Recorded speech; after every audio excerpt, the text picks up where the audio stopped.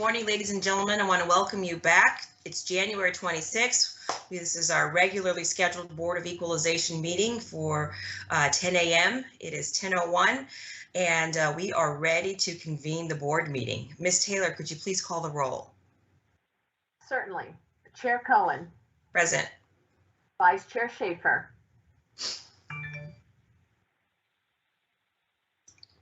Vice Chair Schaefer. My staff has taken away the muting of my microphone. I've unmuted it now. I'm present. Thank you. Member Gaines. With the inability to say present. Oh, I don't like you having charge of my. Are they waiting for you now? Okay. Vice Chair Schaefer, if we could have you mute your mic, please. Thank you. Member Gaines. Present. Thank I you. said present earlier. I don't know if you're. I don't know. I didn't hear it. Member Vasquez. Present. Deputy Controller Stowers. Present.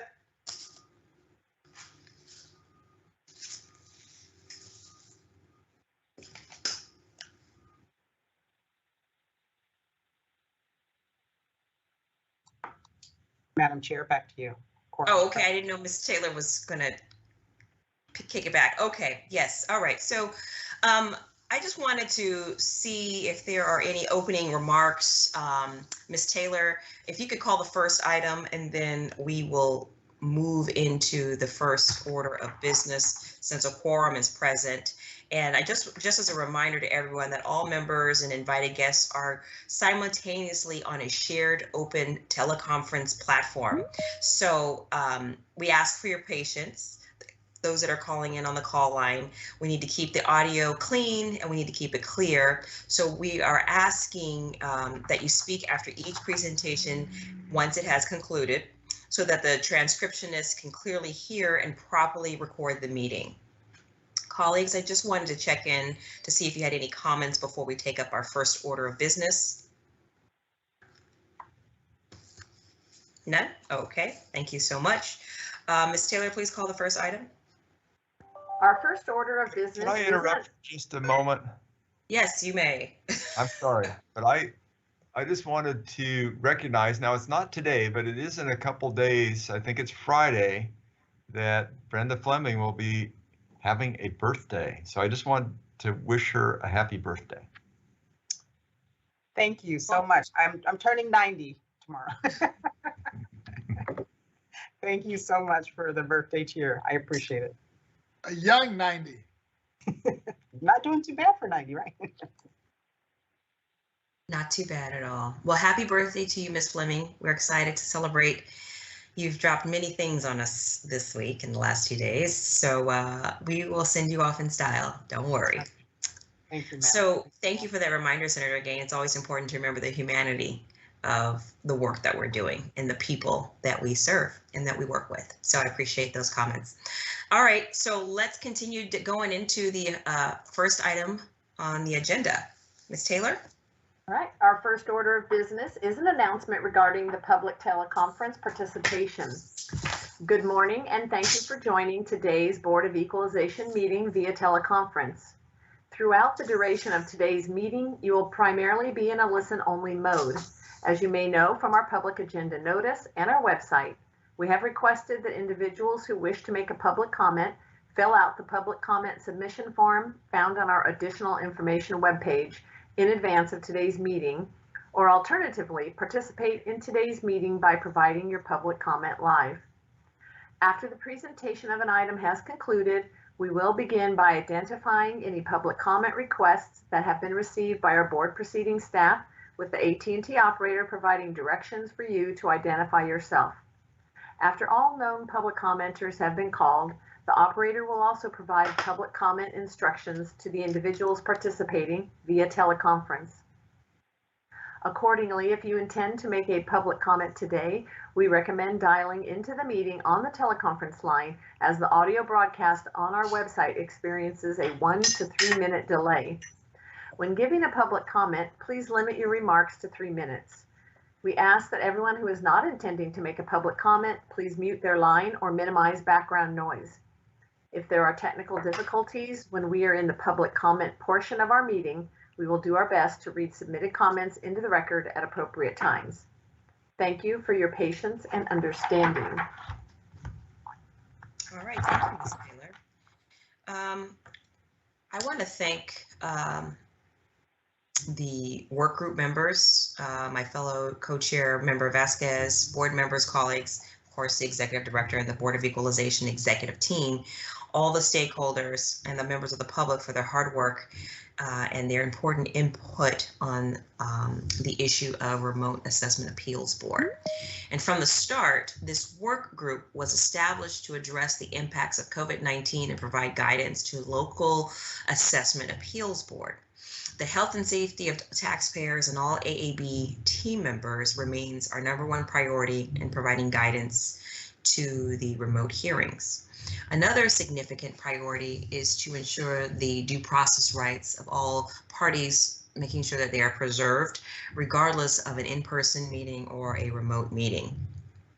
So we are looking forward to the presentation today by the executive director on the proposed LTA that reflects the consensus of the work group. We are also looking forward to receiving the evaluation of the proposed LTA by the work group members. We've reached consensus on many issues, but there are still several unresolved differences that remain among the work group participants, and that's okay. We will continue to work together to work through them. I'm confident that we will make progress in the work before us and provide an opportunity for the work group participants to address some of the unresolved matters. And so with that said, colleagues, before I proceed to the agenda, are there any opening remarks from the board members? And first, I'd like to pivot and start with the co-chair, Member Vasquez. Yes, thank you, Madam Chair, and thank you for all your work as well. And I'd just like to thank all the staff and specifically all the stakeholders that have participated with this over this period of time, because I know it was difficult, especially given the restrictions we had with COVID.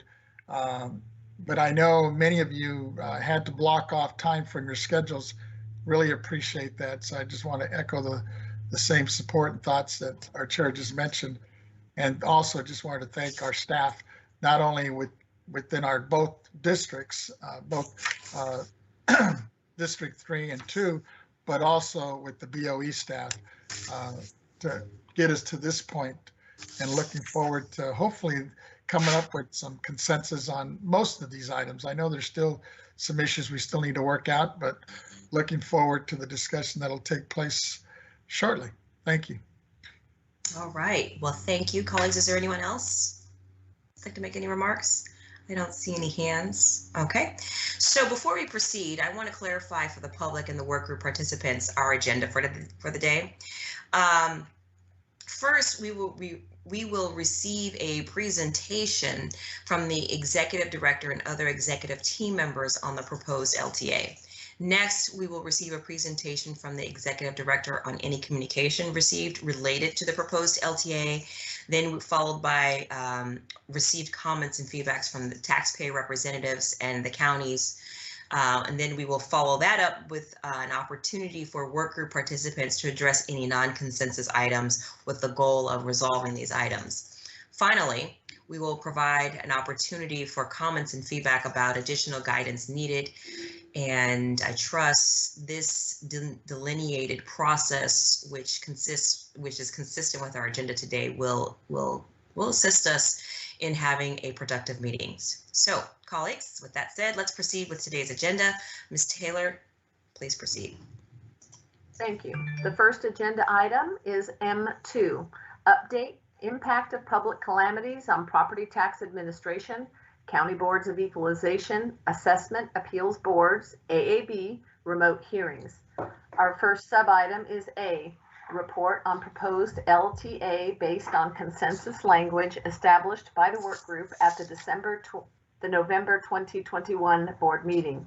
The speakers are Brenda Fleming, Executive Director, California State Board of Equalization, David Young, Deputy Director, Property Tax Department, California State Board of Equalization, and Richard Moon, Tax Counsel, California State Board of Equalization. Thank you, Ms. Taylor. Thank you. Good morning, members, and Honorable Chair Cohen and members and our invited guests. First of all, thank you all for members, first for your leadership in this area and really moving us forward to try to do our role in contributing to the success of our AAB hearings during these pretty challenging times. Today, our presentation of the LTA, as mentioned on the consensus items and some of the language where staff are asked to kind of revise it a bit more, is going to be presented to you from Mr. Young and Mr. Moon. And they're going to walk you through what we've accomplished so far. I think the plan for today, after hearing these comments, is just to hear them, and then as the chair facilitates with the discussion, we'll have the comments come throughout the remainder of the discussion. That said, I won't delay any further. Mr. Young, if you would begin the presentation. Thank you. Thank you, Ms. Fleming. Good morning, Chair Cohen and honorable members of the board. David Young here, Deputy Director of the Property Tax Department. So I will present our redraft of our LTA on guidance for remote hearings in as it is impacted by COVID-19. So as already mentioned, in November of last year, we had a meeting and staff was asked to redraft our LTA on that, and that is LTA 2021-002. So I used that as a starting point in order to incorporate all the components that were consensus items. They were incorporated in basically an underline. The items that were struck out that were deleted were denoted in strikeout, and then there were 4 items that were consensus items, and there was 1 item that was a consensus in concept, but staff was asked to redraft it for clarity, and so that was actually put in italics. So with that, if it pleases the board, I will go ahead and give a brief run through page by page as to what exactly we did. So I apologize for not being able to pull this up on the screen, but I will go through each page and highlight the areas where we did make changes. So the very first page on our draft that is available, if you click on M2A, that draft should be available to you.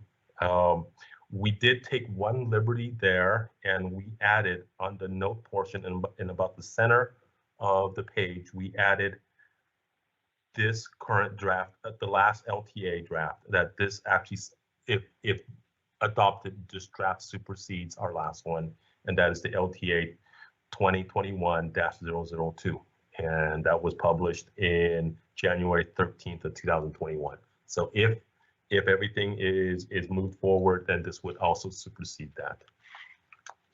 The next item that we did change was a consensus item. If you will be so kind as to change, look on page 2 under the rights of hearing participants. The language there basically represents the consensus item for that topic. So we struck out certain portions of that and included the language that was agreed to. So for brevity's sake, I will not read the whole paragraph unless you want me to. So that is verbatim the consensus item that was agreed to in November. The next paragraph, if you look on page 2, there is the paragraph that begins the appeals board. That is a redraft of an item that had consensus in concept, but we were asked to rewrite that language. Since that is new language that staff wrote, I will go ahead and read that one. It is, the appeals board may also grant a good cause postponement for health concerns stemming from the COVID-19 pandemic if the applicant provides a written agreement to extend and toll indefinitely the 2-year limitation period provided in Revenue RTC section 1604, subject to termination by 120 days written notice by the applicant. New sentence, any postponement request which does not procedurally comply with Rule 323, parentheses, open parentheses, both of right and discretionary, close parentheses, need not be granted by the appeals board. So that is the staff language. Moving on, the last paragraph under rights of hearing participants and underline is actually the agreed to language verbatim, with the exception of one addition that staff put in there for clarity. Under HIPAA, staff actually spelled out that HIPAA is the Health Insurance Portability and Accountability Act. So since that was not mentioned earlier, as we inserted that in there, but other than that, it is verbatim. Moving on to page 3, the other agreed to item under the document submission, it is on the upper 1/3 of that page. There is strikeout language. We struck out the word county and inserted appeals board, and that is done twice there, and that is indeed a consensus item. It is incorporated in total there.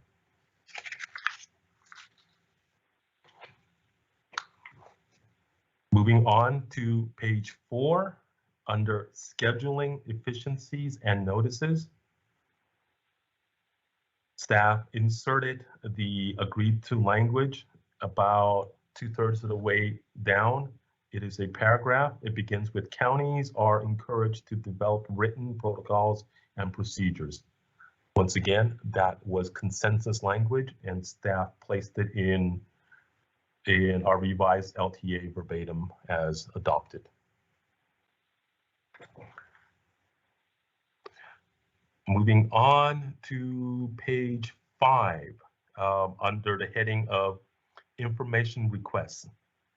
There is strikeout language under the first paragraph.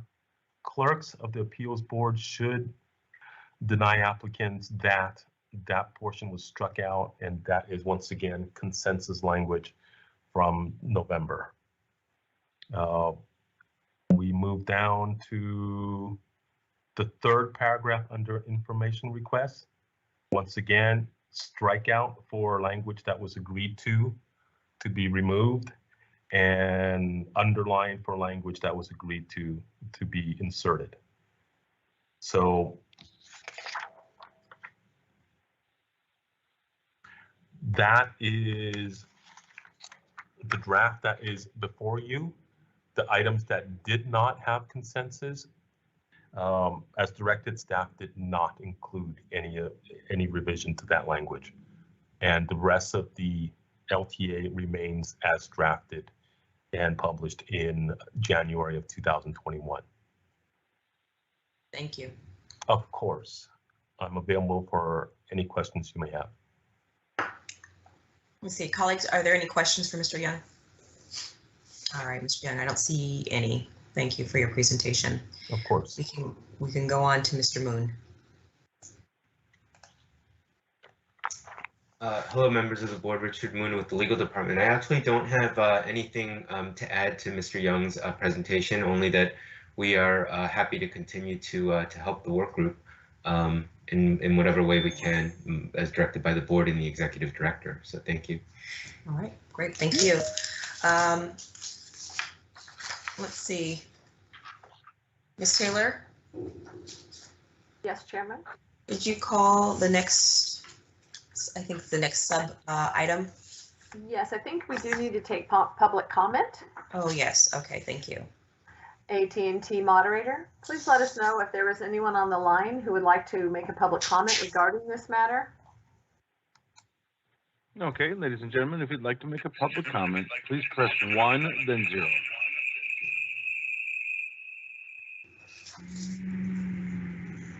Once again, please press 1, 0.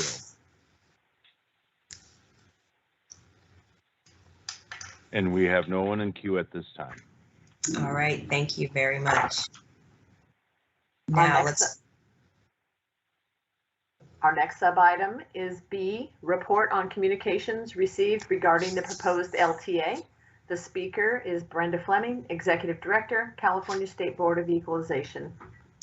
Thank you, Ms. Taylor. Members, to date, we have received 3 submissions. Since the November 2021 meeting, we have received letters dated January 21st, 2022 and January 25th, 2022 from the clerks, CACEO, and a letter dated January 25th, 2022 from CADA.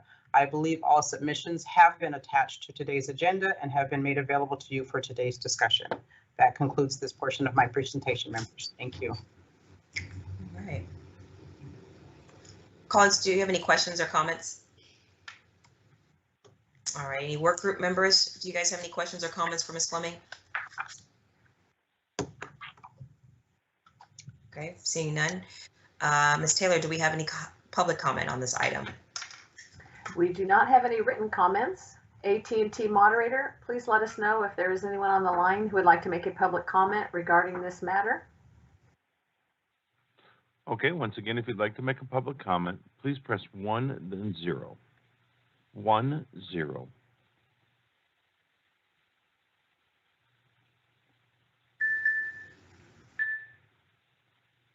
And we have no one in queue at this time.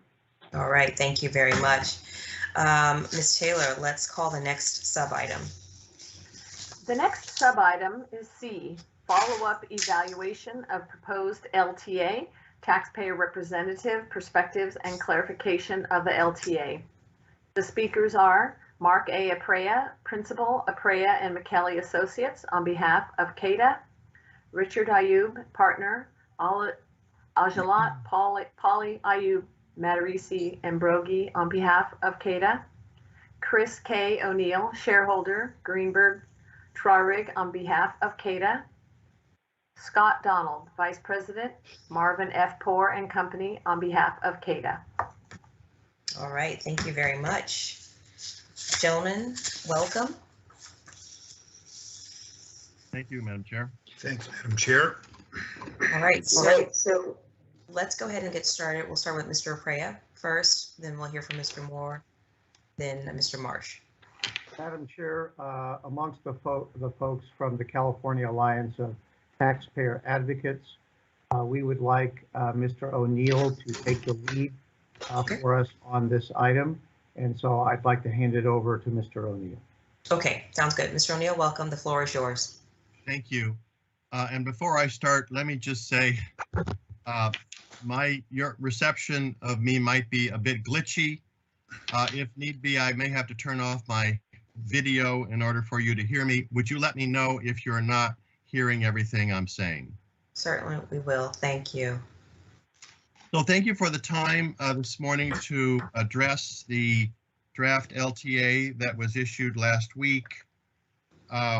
We have spent some time studying this as a group, CADA has, and in particular our work group has.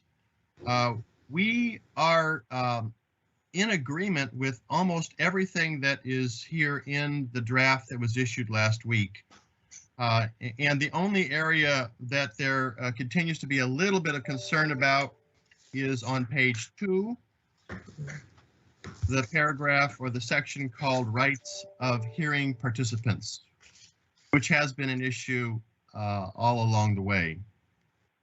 In fact, we are satisfied with almost all of the language in this portion.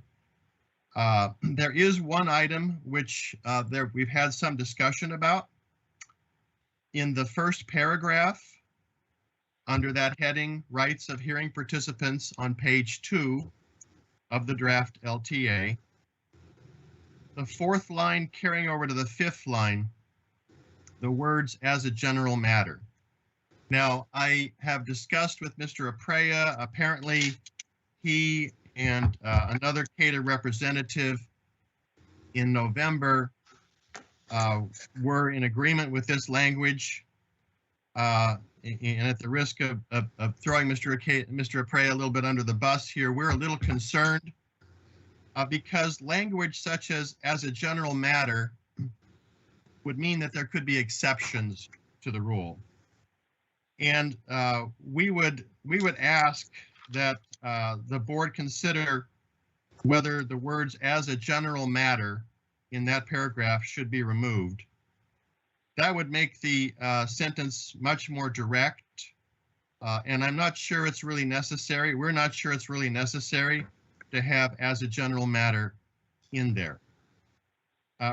Regarding the rest of the language in that section and in the rest of the draft LTA, we are satisfied with the way it's been presented by Mr. Young. We believe this is a good presentation, a fair presentation of what needs to occur with regard to remote hearings. Before I turn the matter over to maybe another one of my colleagues, a couple other items I would like to bring up. One is we're aware of the 2 letters that the CACEO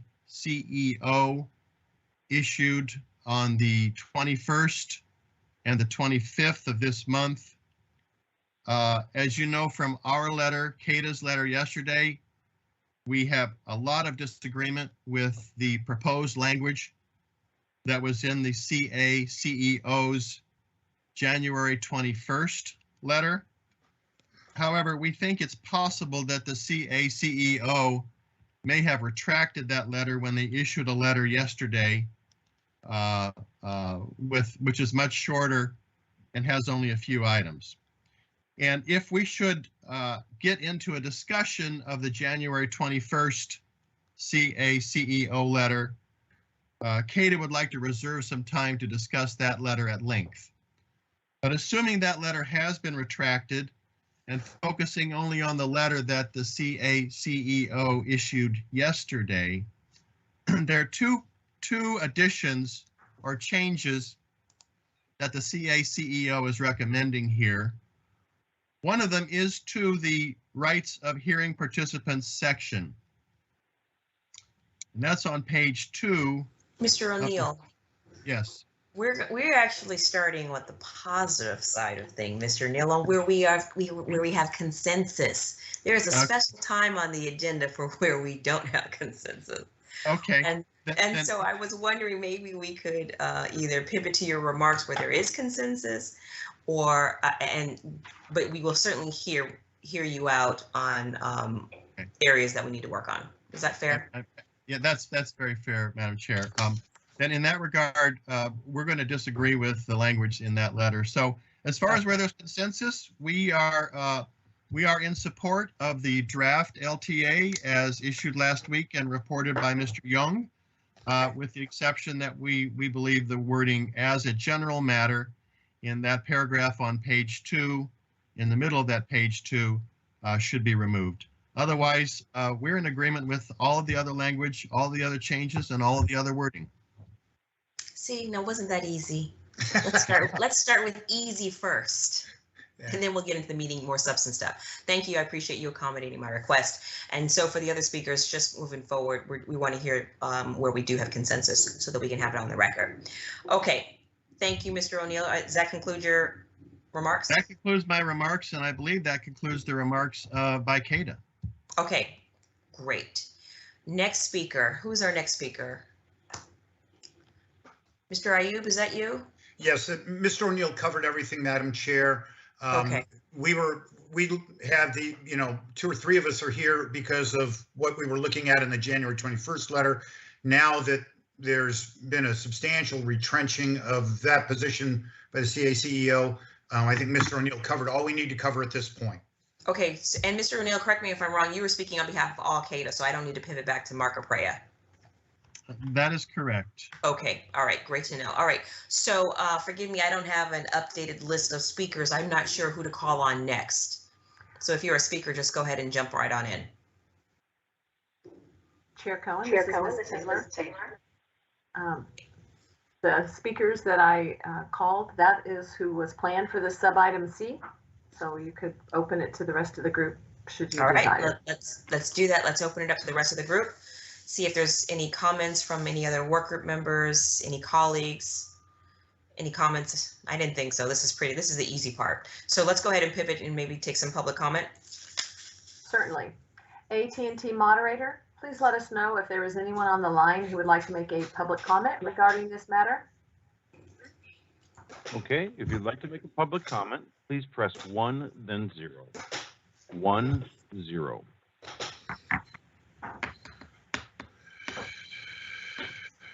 And we have no one in queue at this time. Okay, great, thank you. Ms. Taylor, could you please call the next? Yes.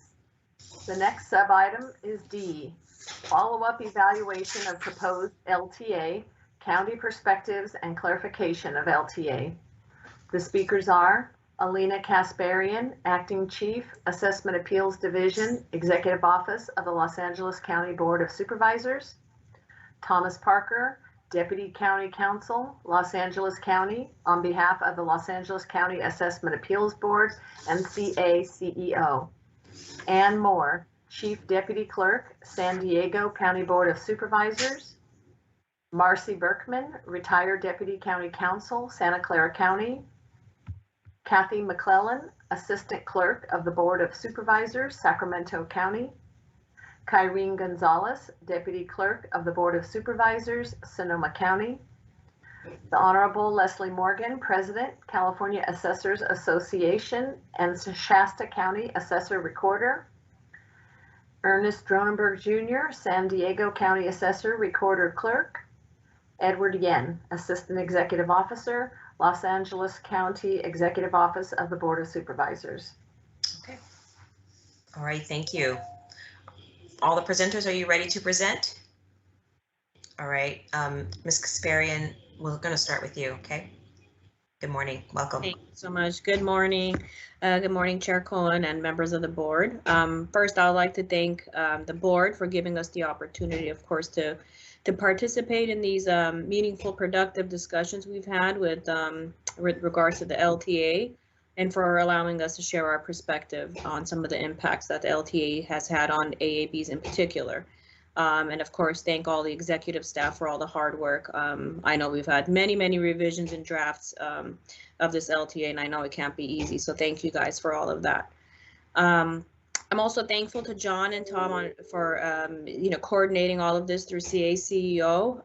Though it's been tough, and we've come together, I think, with the willingness to compromise on some of the language, and in an effort to kind of streamline this whole process. So thank you to both as well.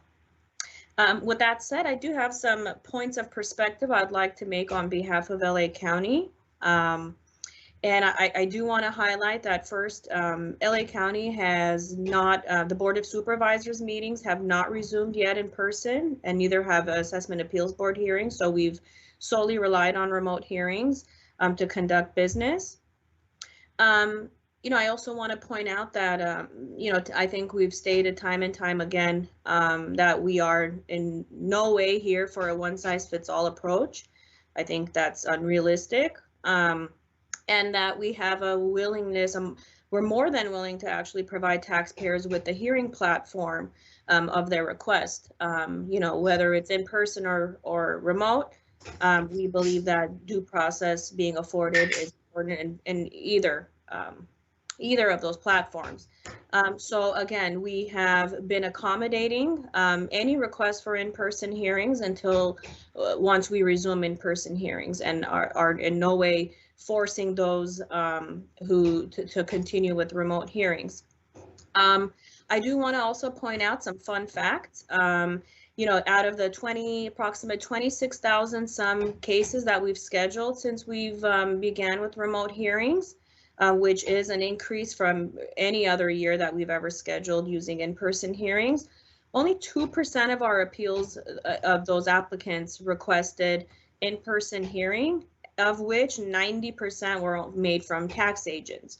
So a lot of the taxpayer feedback that we've received has actually been quite positive. Of course, you're going to have a handful who prefer in person, but the feedback that we've received is that they prefer not to drive downtown. Traffic, of course, especially in LA County, saving on gas and parking, And many have expressed that the remote hearing platform has actually been less intimidating, especially to our, taxpayers who are mom and pop and represent themselves and are not very familiar with this process. So we've been very happy and pleased to, of course, serve our taxpayers and our constituents. Another thing I want to provide it, to include, I think we've shared previously, is any taxpayer who has requested in person or has needed accommodation. We've also made that accessible through one of our commuter rooms we have here, where we've brought them in to conduct the remote hearing if they don't have access to the technology. So we've received pretty good feedback about that as well. We're happy about that. LA County also has approximately about 40,000 open appeals, and based on historical data, this is not unusual, and definitely not something that we would say would be resolved overnight. The RMT code change that allowed us to, run as many assessment appeals boards as necessary has helped us since we've expanded the number of hearings that we're running. Previously we were running about 3 to 4 hearing boards, but on average, when I checked data, it was usually about 3. We are now running about 6 hearings, and that's solely been due to remote hearings because of the flexibility. We have limited space here, limited hearing rooms, and a lot of resources and staffing that we've had to bring in, to conduct these hearings, and telework and remote hearings has definitely helped with that. Our goal is to eventually run 10 hearings so that we may, facilitate this whole process and ultimately afford due process to taxpayers, which is giving them the timely hearing that they deserve. Another thing I would like to point out is... Excuse me, Ms. Yes. Kasparian. Yes. The testimony during this time should be just limited to the proposed LTA. Okay. There'll be other times for you to go on and other subject matters. Okay. We need all the work group participants to limit their current testimony to the proposed LTA. Okay. Thank you. Thank you so much. All right. I think that's pretty much, we're just happy to work together to come up with the consensus language. So I just wanted to say thank you for that. All right. I appreciate that. Thank you. There'll be there's another point in time on the agenda for us to move forward with other items. Okay. Thank you so much. Yep, absolutely. So with that, let's call Mr. Thomas Parker.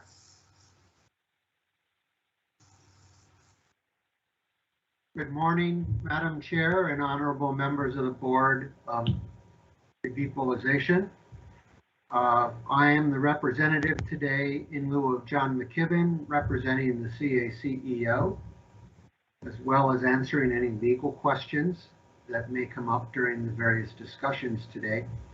On behalf of the CACEO, I wish to thank the State Board and its staff for its hard work and its important attention to these issues to try and resolve them. The CACEO has, of course, reviewed the proposed LTA. We agree with the consensus points as set forth in the November 2021 memorandum put out by Chair Cohen and Workgroup Co-Chair Vasquez. At the appropriate time, we would like to offer some minor clarification or tightening language that we believe is consistent with the consensus points as stated by the State Board of Equalization. And I would also like to make clear, as Ms. Kasparian referred to a moment ago, it took very serious consideration of the CACEO membership to reach the consensus position that is now adopted in our January 25th, 2022 letter. We did so in the spirit of attempting to resolve these issues in a reasonable way, and we hope that the State Board will take our compromise position in that light.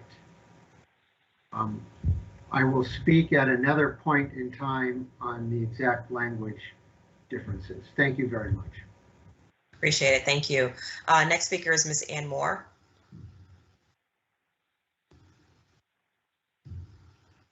Sorry, you'll have to forgive me. I'm in the office where we have to wear masks most of the time still. I would like to echo what everyone else has said about the gratitude towards everybody who's worked through this. I know it's been really challenging, and I would like to thank my fellow members of CACEO as well, because echoing Tom's point, we have such a wide variety of counties with different needs, and so we took it very seriously, making sure that what we agreed to will represent the needs of all the different counties.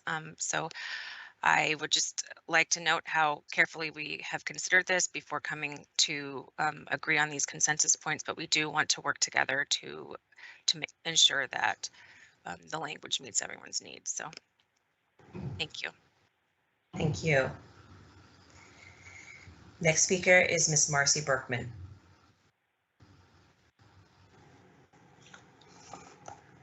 Ms. Marcy Berkman. Hi, thank you. Sorry, I'm getting a message that video is not supported by this browser. So That's okay, we can hear you, Marcy. Voice only. I appreciate all the board's hard work over the last many months on the LTA and throughout the pandemic on this. I'm in agreement with the LTA. There is one holdover place in the beginning of the taxpayers' rights of the participants' rights section where the word taxpayer was used. That should be participants, and I believe that's just a typographical carryover from the initial LTA last year. But both the assessor and the taxpayer have equal due process rights before their board. They're both participants before the boards. So I would just suggest that one word change in that one place. Okay. Thank you. Thank you. Kathy McClellan.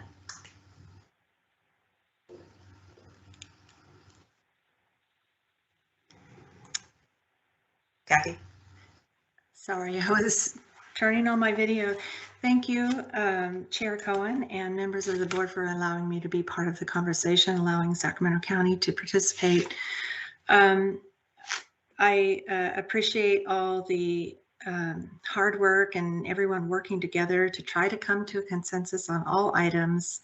I know we're making a lot of progress as time goes by, and I don't have anything really to add at this point concerning this, but I just wanted to say thank you, and I believe we're making progress and look forward to full consensus soon. Perfect, thank you. Kyrene Gonzalez. Good morning. Thank you, Chair Cohen and members. I do very much appreciate you making the time to speak with us today. I will work on being brief. We, as a work group, have worked very, very hard at reviewing the LTA and revised language. And there are only 2 non-consensus items. The rest of the LTA we have come to consensus on. The one that we have not. Ms. Gonzalez. Yes. We're only taking the consensus at this time. We'll I thought this was non-consensus. I appreciate it. We'll hear non-consensus shortly. I apologize. Okay. Yes. Thank you so much. No apology needed. Okay. So let's see. We've got the Honorable Leslie Morgan next. Hi. Good morning, Chair and members of the board. I guess the best thing I would say here is, as the association is very appreciative of the efforts going into this, the reminder is we're all elected by our constituents, and we all have that understanding of what our county's needs are. Obviously, I'm much different than LA County. So when the board and on this, we're working towards getting a consistent process put in place, and yet for the overall oversight of it rather than the individual needs of each particular county. So this has been a good example of us coming together on that. The assessor's focus has been on how it lays out maintaining the process of that appeals board.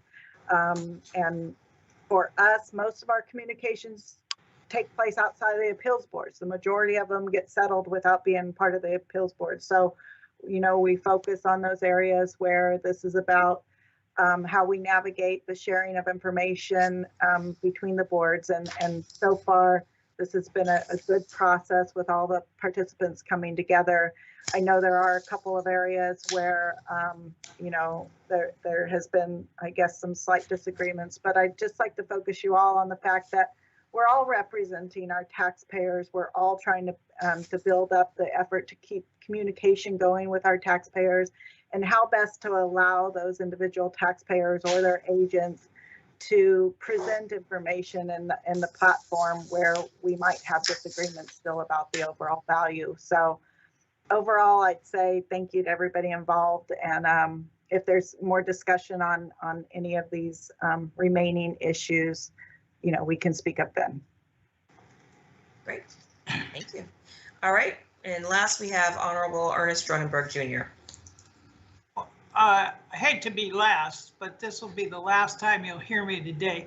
Leslie and I have discussed this, and actually we want the assessor's president to speak for us. So even though my name was there, Leslie makes the comments for the association. So and Completely understood and understand that. Thank you. Okay. Well, thank you to the presenters. Colleagues, do you have any questions, any follow-up or comments on the issue? No, pretty straightforward. All right. Ms. Taylor, do we have any public comment on this issue? We do not have any written comments, but I'll reach out to the moderator, AT&T moderator. Please let us know if there is anyone on the line who would like to make a public comment regarding this matter. Okay. If you'd like to make public comment, please press 1, then 0 at this time. 1, 0. And we have no one in queue at this time. No one in queue. Okay, great. Thank you very much. Ms. Taylor, could you please call sub-item E? Certainly. Sub-item E is follow-up on the impact of possible transition plans for in-person AAB hearings. We will use this agenda to address non-consensus matters from the prior work group meeting. Although there are some of the work group participants' names may not be listed, their organizations are listed, and feel free to comment to ensure a robust and meaningful dialogue. The speakers on this sub-item are Thomas Parker, Deputy County Counsel, Los Angeles County, on behalf of the Los Angeles County Assessment Appeals Board and CACO. Honorable Ernest Dronenberg Jr., San Diego County Assessor Recorder Clerk. Mark Aprea, Principal, Aprea and McKelly Associates on behalf of CADA. Richard Ayub, Partner. Ajalat Holy Ayub Matarisi and Brogi on behalf of CADA. Chris O'Neill, Shareholder, Greenberg Taurig on behalf of CADA. Scott Donald, Vice President, Martin Poor and Company on behalf of CADA. David Young, Deputy Director, Property Tax Department, California State Board of Equalization. Miss Taylor, can you just excuse me just for a second, please? There is something that I need to.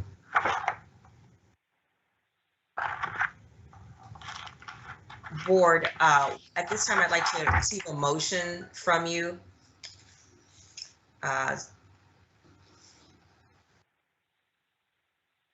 My apologies, my notes are all not together. So colleagues, I'd like to receive a motion from the board on the proposed LTA so we can accept this portion of it. There is consensus, and so that we can continue to move forward. Is there a motion on this? So moved. Thank you very much. I appreciate that. Second. Thank you very much. I appreciate the second. Ms. Taylor, could you please call the roll? Certainly. The motion on the floor is to accept the LTA as presented. Chair Cohen. Aye. Vice Chair Schaefer. Aye. Member Gaines. Aye. Member Vasquez. Aye. Deputy Controller Stowers. Aye. The motion passes. Thank you very much. Okay. Now let's call sub-item E. All right, I will start from the top. Sub-item E is follow-up on impact of possible transition plans for in-person AAB hearings. We will use this agenda to address non-consensus matters from the prior work group meeting. Although there are some of the work group participants' names may not be listed, their organizations are listed, and please feel free to comment to ensure a robust and meaningful dialogue. The speakers on this sub-item are Thomas Parker, the Honorable Ernest J. Dronenberg Jr., Mark Aprea, Richard Ayub, Chris O'Neill, Scott Donald, and David Young. Thank you. Welcome again, Mr. Thomas Parker. We'll start with you.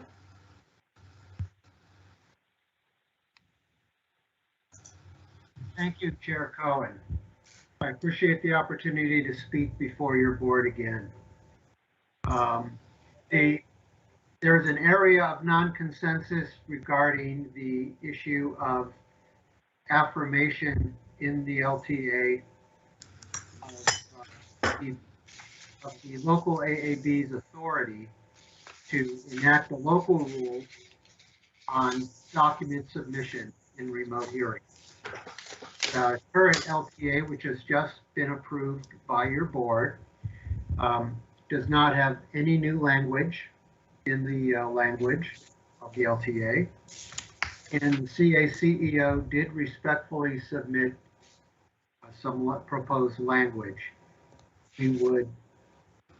We fully acknowledge, and we hope the state board acknowledges, that we have under the Constitution, Article 13, Section 16, the authority to enact procedural rules at the local level. And assuming for the moment that I am correct in concluding that not only my association, but the state board would agree with that statement as a matter of law, we would hope to get affirmation, notwithstanding the fact that it is possible to make the argument that affirmation of that authority is a bit of a redundancy or unnecessary to be said. Notwithstanding that possible viewpoint, we would feel that the LTA affirming our existing authority under the Constitution would further reinforce and encourage compliance by all parties, taxpayers as well as assessors, with any local AAB rules that do state whatever procedural requirements on the submission of documents electronically for upcoming remote hearings. Thank you very much. Thank you, Mr. Parker. Mr. Dronenberg, will you be speaking on this item? No, I think that's going to be me again, Malia. Not a problem. That's what I thought. You're welcome. Yes. The floor is yours. Yes. And I guess the biggest thing, alluding to what I said earlier, is that I'd like to emphasize what Thomas Parker just said, and that is each of these appeals boards, have to set the rules for what fits their constituents' needs. And so I think it's just important to understand that if you take out and modify the language too much, you could end up backing an appeals board into a corner of, always having to accept a rejected reason or always having to comply in a certain way, where that appeals board may, as they stated, unless it's infeasible. I think they're trying to give themselves the leeway to have the ability to work with the taxpayers, with assessors' offices, because we all are, in a world where we're learning remote connectivity. As Board Member Gaines stated yesterday, we're all getting used to this, whether it's our courts, our BOE meetings, and we're getting better at this all the time. So I would just caution you in the generality that both for the assessor and for how we work with the appeals boards and setting up these meetings and determining which taxpayers are going to are probably the most prepared to meet remotely as compared to those who we really would encourage to meet in person for, because like up here in Shasta County, we have a large part of our population where they just don't have the same connectivity. You know, so we would be working with our appeals boards to make that determination as to when it's appropriate to have remote connectivity as opposed to in person. But again, it's every county is not the same. So you know, overall, as assessors, we want to be supportive to allowing our assessment appeals boards to administer the policies and procedures of those meetings and focus on how we exchange information, present our cases, and do so in a way that's fair to everybody involved. Let me interject here and just see if there's anyone that has any other county representatives or representatives that would like to speak to the language change proposed by LA County. If there's anyone that'd like to speak? If not, okay. This is Chris O'Neill, Madam Chair. I would like to speak to the point about the constitutional provision. Yes, please go ahead. And you're representing CADA, correct? Representing CADA, Chris O'Neill representing CADA. Yes, thank you, Madam Chair. You know, citing the law is always good. I'm not sure that it's essential here. The constitutional provision is known by all. I would ask, though, that if we're going to cite the law, then we should cite it accurately. And what's written in the letter that the CEO submitted yesterday says that counties possess the constitutional administrative authority to enforce local appeals board procedures and rules. And the Constitution doesn't use the word enforce. Mr. Parker used the word enact, which is more accurate, but I'm reading the constitutional provision right now. This is section 16, and it says the boards have the power to adopt rules and notices of procedure. So, which of course we all would agree with. It's in the Constitution. So I guess I go to 2 points again. One is it necessary to include a constitutional provision and reference to it here? And I don't think so. CADA does not think so. But if the board believes it is, then we should accurately cite the Constitution. And the word enforce is not in the Constitution. The word in the Constitution is adopt. Okay. That's the only comment I would have on CEO's suggestion to add this constitutional provision. Thank you. All right. I appreciate that. We will continue. I think, Monica, I think I cut you off. I'm not sure. Mr. McNeil, do you have any consensus language to propose? I don't think it's necessary to include this paragraph at all. We could just leave the draft as adopted by the board already. All right, fair enough. Okay, let's continue moving. Let's see, where did I leave off?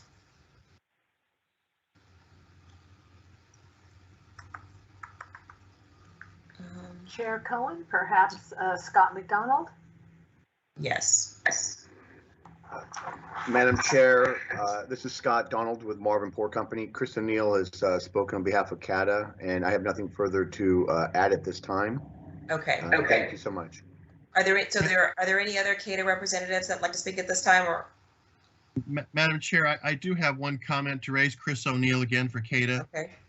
I don't know if any representative of the CEO has brought this up yet.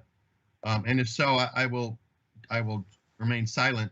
I know the letter that was submitted by CEO yesterday talked about changing the word taxpayers right in that paragraph on page 2, middle of page 2, to parties right. CADA would ask that that word not be changed. And if the issue is there, I would be happy to address it right now, Madam Chair. Otherwise, I'll remain silent. All right. Give me a second. I think I think we're going to ask you to remain silent. Mr. O'Neill, your words, not mine. And we will will give it back to you at a later time. Okay. Are there any other comments? Is there anyone from the CACEO that would like to get on the record and share their thoughts? The CACEO representatives, are you guys on? I see Ms. Berkman has her hand raised. Please acknowledge her. Hi, thank you. With regard to the word taxpayers or participants, I think, as I mentioned earlier, the word taxpayers went in the original draft of the letter, but is, to my mind, as a former AAB counsel for decades, more appropriately participants, because both the taxpayers and the assessors are parties that appear before the AAB. Both constitutionally have the same due process rights, and both have the exact same rights in, preferences before the board of whether they appear in person and remotely. And then also with respect to the phrasing as a general matter, it is easy for me as someone who was AAB board counselor for decades to foresee instances in which the taxpayer may want a remote hearing and the assessor may want an in-person hearing, or vice versa. The taxpayer may want an in-person hearing and the assessor may prefer a remote hearing. And in those cases, the AAB is going to have to exercise its discretion of which way it's going to proffer the hearing. One party doesn't get to control over the other party. They both have equal rights to express their preferences. And where the AAB can, and that appeals board does offer remote hearings, and both parties want remote, that's simple if it works for the AAB's calendar. Where the AAB offers live hearings and both parties want live hearings, and that works for the AAB's calendar, that's simple. But where the parties disagree and or it doesn't work for the calendar, the AAB and its clerk is going to have to make the decision. And that's why I think the word taxpayer should more appropriately say participant in that one sentence, and why it would be good to leave as a general matter in the letter as the board put it that way. Thank you. Okay, Mr. O'Neill, does you or Kata have any response to Ms. Berkman's comments on the word parties versus taxpayer? Yes, Madam Chair. Actually, Ms. Berkman has raised two issues in her comments. One is changing the word taxpayer to parties, as in the CACEO's letter. And the second is she has raised whether or not the wording as a general matter should be included. I'll address the first item, whether the word taxpayers should be replaced with parties. And I'll allow my colleague, Mr. Ayub, to address the second comment by Ms. Berkman, going to the wording as a general matter. All right. So focusing first on taxpayers versus parties. If we read the paragraph in the LTA as just adopted by the board, the consensus items, what precedes this sentence is a reference to the board's property tax rule 302A1, which says ensures that all applicants are afforded due process. So the context here is applicants. I think that is the first reason why the word taxpayers should be included, not parties. Let me add to that, however. It is only assessment appeals board proceedings only take place if an application is filed. Taxpayers, for the most part, have the burden of prosecuting the assessment appeal application. Taxpayers almost always have the burden of proof in those proceedings. They have the burden of presenting evidence first in those proceedings. There is a presumption that the assessor is correct, and the taxpayer has the burden of overcoming that presumption in most of these proceedings. It makes sense that the taxpayer would have the right to choose the forum, that the taxpayer's desire for a forum, whether remote or in person, is paramount. I think that Mr. McNeil, Mr. O'Neill, are you? I think you're going into the general matter language. I'm going into, no. I'm sticking with that. I believe that the word taxpayer in that sentence should remain as adopted by the board. I do not think that it should be replaced with parties. Okay. And I'll stop with that, and I'll turn it over to Mr. Ayub for his discussion of as a general matter. Mr. Ayub? Okay, well, hold on. I want to hear from Richard Moon first, the comment on parties versus taxpayer. Okay. I could hear from Mr. Moon. Madam Chair, Richard Moon with the Legal Department. It's with regard to that particular language. Well, first, I guess what I would say is I know that this, although the CEAO's letter used the word parties, I believe Ms. Berkman used the word participants. And I believe if it's the board's pleasure to make a change in that location, that the word participants may be better, and that's because that same word participants is used already in the next sentence, and the entire paragraph is titled Rights of Hearing Participants. And so although Mr. O'Neill is correct that Rule 302 does ensure that all applicants are afforded due process, the tenor of the entire paragraph is the rights of hearing participants. And so while I don't think from a legal perspective it would be incorrect to have taxpayers, of course, it would also not be incorrect to change that to participants. Question, if I could. Yes. Go ahead. So could you define participants? That would include taxpayers, and would that resolve the issue? I'm sorry, Mr. Gaines, was that a question directed to me or to the parties? Or to the work group? I think it's directed towards you, Mr. Moon. But I'd like to hear from Kata, Mr. Moon and Kata. So if we're looking for consistency with the word participants, could you then define participants to include taxpayers, and does that address the issue that Kata has brought up? Well, from my perspective, the word participants would include taxpayers, because they would be the ones that would be filing the applications, and they would be parties to the.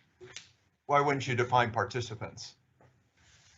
I suppose you could, but there would be language that would need to be added here to make that definition, and I'm not sure if the wish of the work group was to expand the scope, I suppose, to do that or not.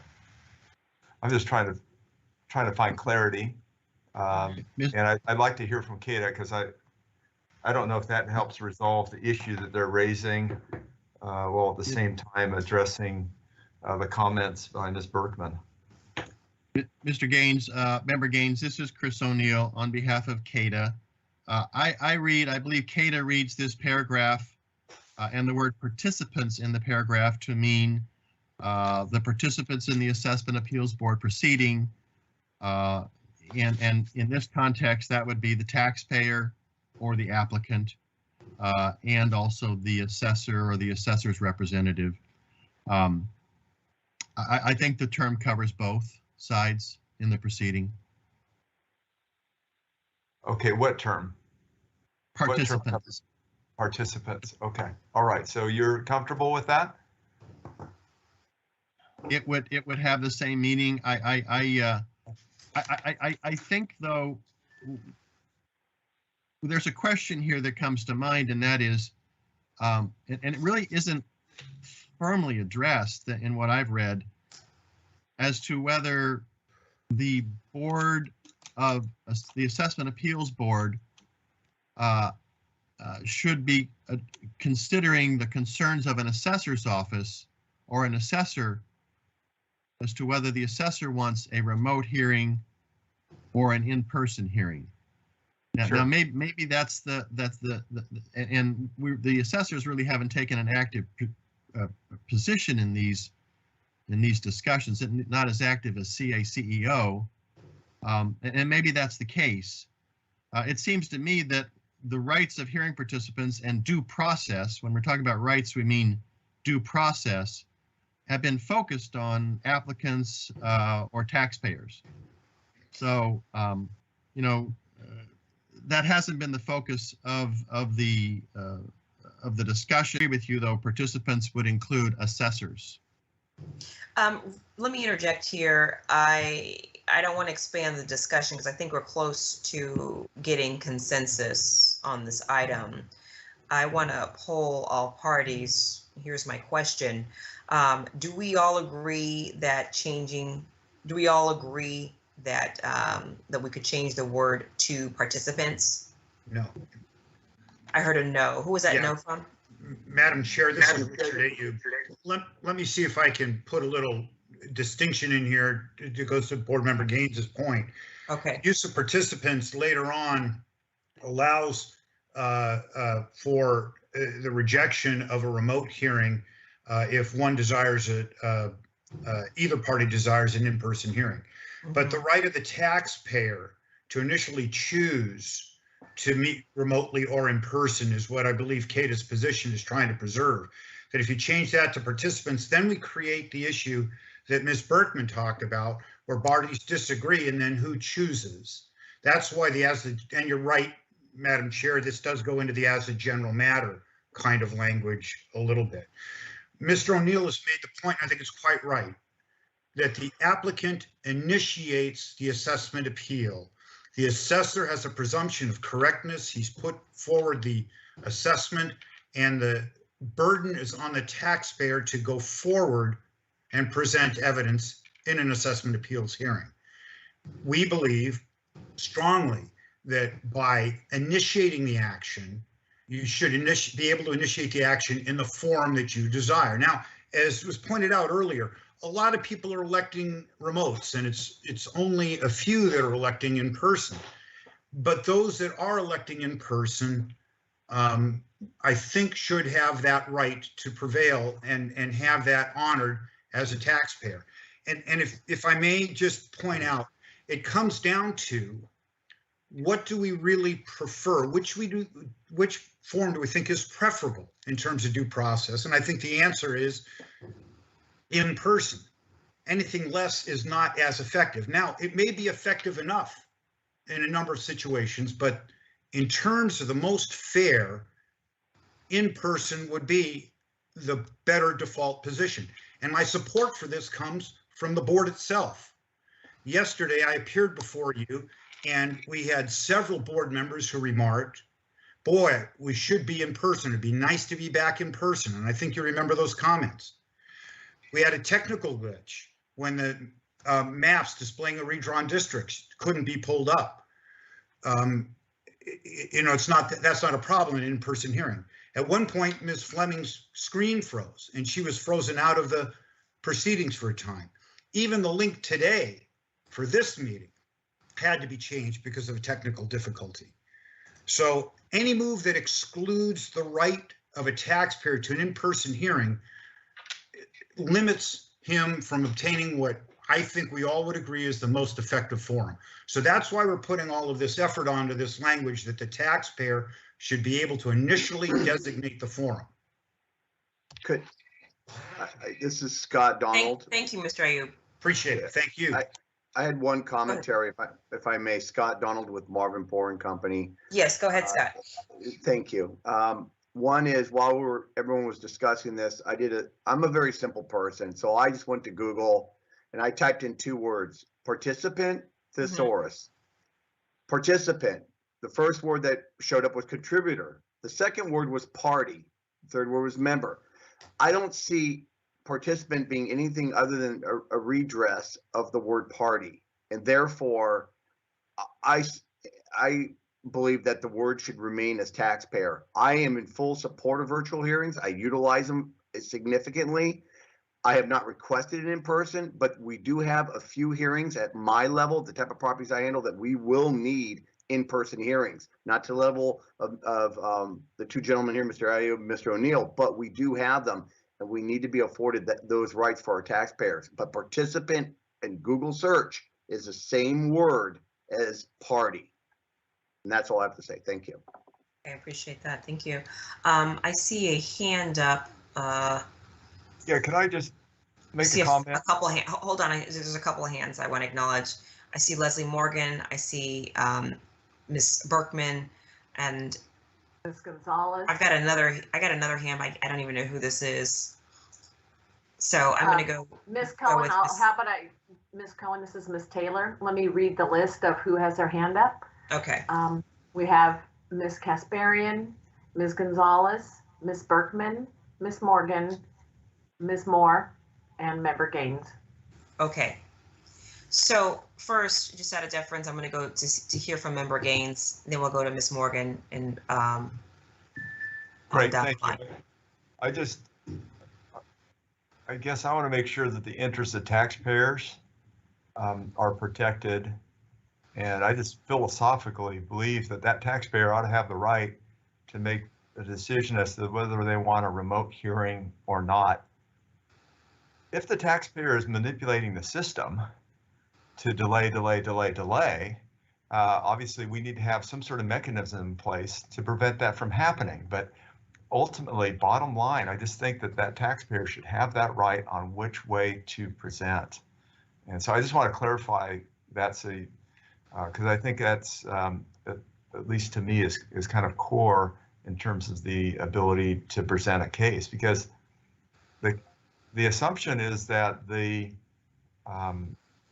assessor is correct on the valuation, right? So you've got to prove that the assessor is inaccurate on the valuation of that particular property. Thank you. All right, thank you. Next, Ms. Morgan. What you were just speaking to is exactly why I raised my hand. There's so many cases, especially, and again, I'll speak to Shasta County. Most of the time, most of the cases we end up presenting are on owner-occupied single-family residences.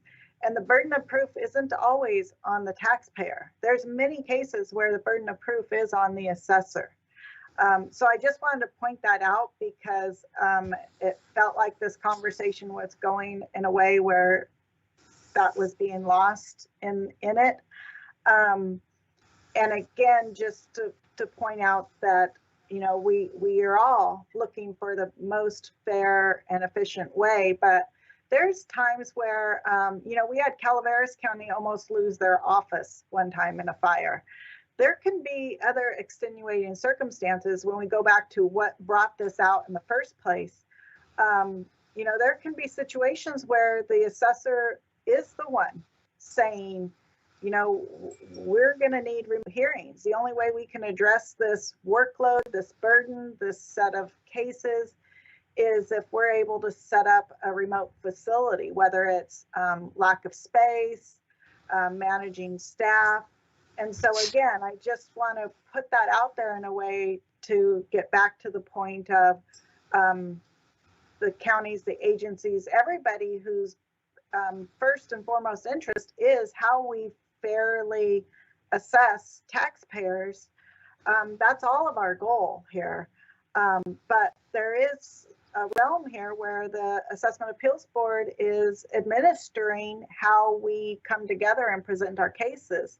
And as an assessor, I want to be able to protect if there's a county office that needs to put in a request for whatever reason. I really don't see that happening all that often, but I want to be mindful that there are many cases where it is the burden of the proof of the assessor's office, and many times where, you know, we can see in this world we're living in now where there could be scenarios where it is the assessor who might then want to present a preference as to how a case is submitted. And I just don't want that to get lost in the conversation. So thank you.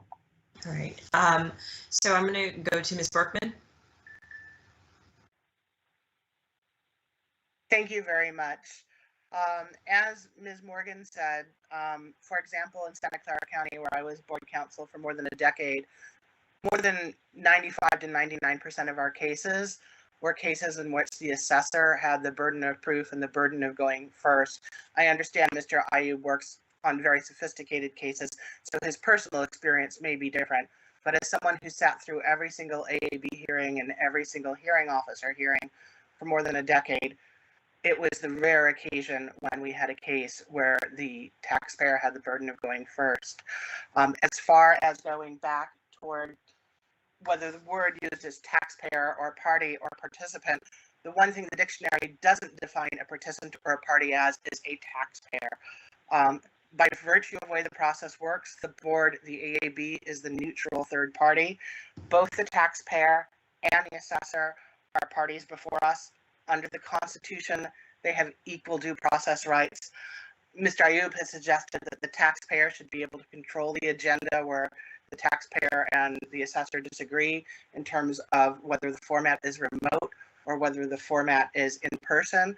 But it needs to be the Assessment Appeals Board and their clerks who ultimately make that decision where there's disagreement, because the parties are entitled equally to due process rights. Where they can't agree on the way things should go, it needs to be the Appeals Board and its clerks who ultimately are in charge of deciding that. They always try to accommodate both parties as due process requires, but ultimately the board is charged with being the neutral third party that puts on a due process hearing. Thank you. All right, thank you. I'm going to ask Mr. Richard Moon to speak to Ms. Berkman's comments. Richard Moon again with the legal department. I would largely agree with comments, and in particular, again, because this paragraph is about participants, and it's entitled "Rights of Hearing Participants," and using the word participant would include the taxpayer as well. All right, thank you. Next speaker, I'm just going to go down the list. Ms. Kathleen McClellan.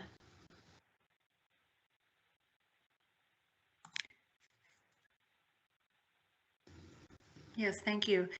I wanted to mention that, or just bring to light that something that CATA mentioned in their letter regarding remote hearings and what motivates us, the counties that are still having remote hearings and what the motivation is. And I'm not so sure that motivation is the correct term for this, because in the previous sentence prior to the section about remote hearings, it says that it appears that a number of AABs returning to in-person hearing has increased as the impact of COVID-19 pandemic subsides. In Sacramento County's case, that is not the case. We are not open to in-person hearings and have not resumed in-person hearings. We have a current county health order that has us having Zoom only or remote only hearings. And so that is number one, as far as the motivations listed, safe environment or public health concerns.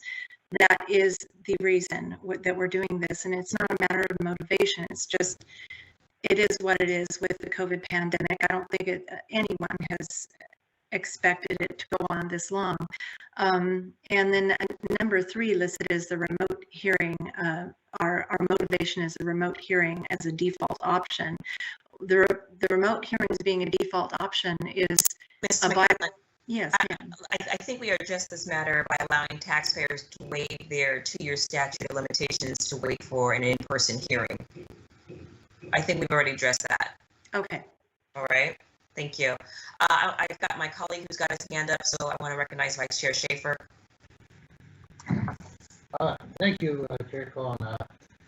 Could we get an update to the board and to our constituents who are listening as to how many counties have gone back to in-person appeals board hearings and how many are still doing only remote?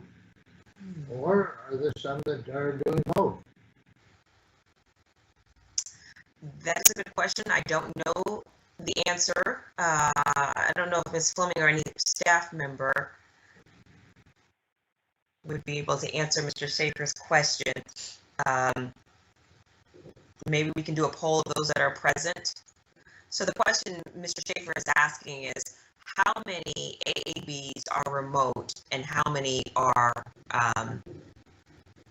online? Is that right, Mr. Schaefer? How many? Yes, that is right. This is Chris O'Neill. We have looked at that.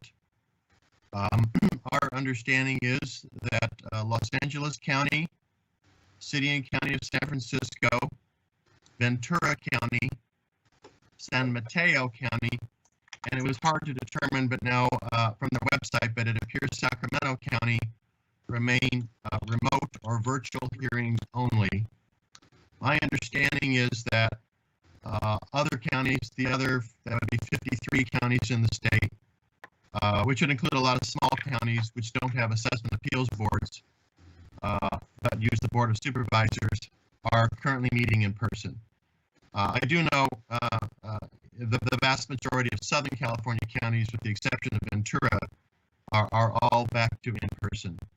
Okay. And I believe most we checked, Contra Costa is back to in person. Santa Clara is in person. So I'm aware of those counties are in person as well, metropolitan counties. So, Mr. Shaver, I think that answers your question. Yes. Okay. Ms. Morgan, do you have any data on this particular question? I don't have any data in front of me to grab up, but again, I would just go back to the reality that who's to say that in 4 or 5 years, just the life in general hasn't changed enough that you find more counties wanting to implement remote hearing as an option or to incorporate it for their efficiencies for no other reason than just having it available. Okay. So I want to go back to the issue that we were talking about earlier that's before us. I still have a few hands that I need to address. Ms. Gonzalez? Yes, thank you, Chair. I think that I just want to echo what my colleagues have been saying, representing CACEO, that by using the term taxpayer, we are basically prioritizing the taxpayer over the assessor's office. And in our county, specifically in Sonoma County, we have been plagued with fires and floods, and of course the pandemic, as many other, all other counties have been affected by COVID. The purpose of this LTA was, or when it was originally written, was because of COVID. We don't know, just as Ms. Morgan was stating, we don't know where we're going to be 4 or 5 years from now. We don't know where we're actually going to be 4 or 5 weeks from now. And if this sentence is going to stay, I think that both the assessor's office and the taxpayer have equal rights. That due process should be afforded to both of them. We don't know what this summer is going to bring. It may bring another fire. Our whole county administration building was evacuated for over 3 weeks, and our emergency operations center was activated. So we just don't know where we're going to be, and it really takes away the right of the AAB clerk to control their own calendar. And I think that controlling our own calendar is incredibly important. Thank you. Okay. Mr. Parker, Mr. Thomas Parker. Thank you, Madam Chair and members of the board. First, I just want to touch on a number of quick points here. First, as Ms. Gonzalez said just a second ago, the COVID impacts everybody, the AAB staff, the assessor staff, taxpayers, and their representatives. COVID is not selective in the impacts that it hits all the participants in AAB hearings with. Secondly, raised letters, single-family residences that are occupied by the applicant homeowners. The burden of proof is on the assessor. And if you look at the sheer number of appeals, whether you're a small county or a big county, there's a massive number of appeals by single-family residence properties where the burden of proof is not on the taxpayer, it's on the assessor. It is also very easy and very common to understand what the burden of proof is. The burden of proof is basically who goes first, who presents any kind of credible evidence for their opinion of value. That doesn't mean it's going to win the day in the end, but it's just some scintilla of evidence that could be credible and could be determinative. Once the side that has to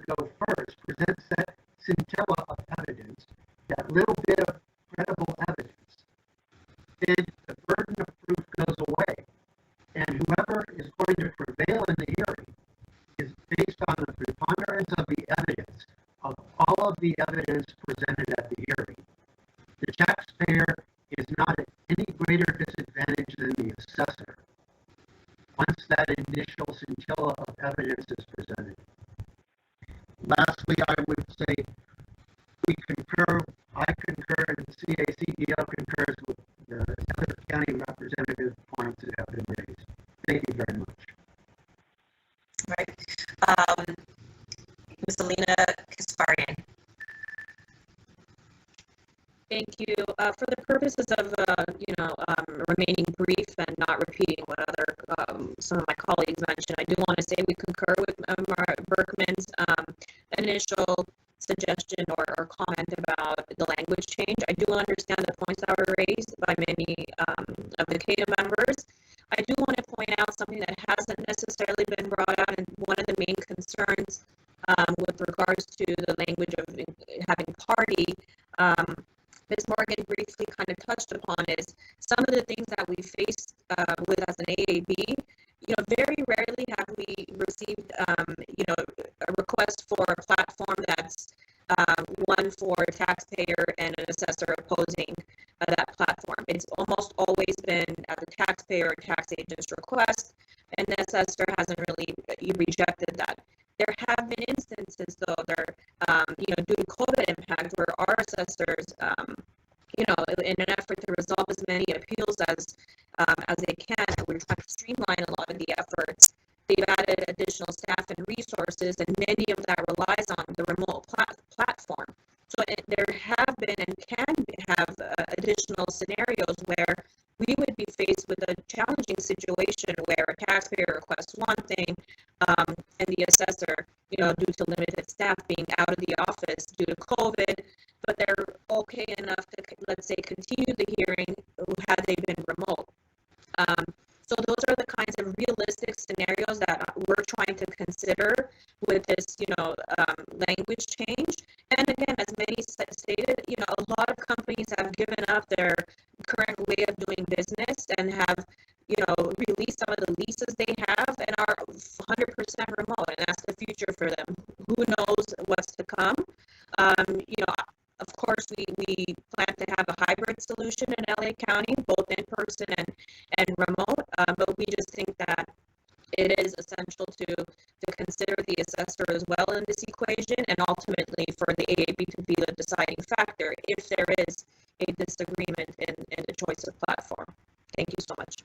Okay, thank you. Mr. Ayub? Thank you, Madam Chair.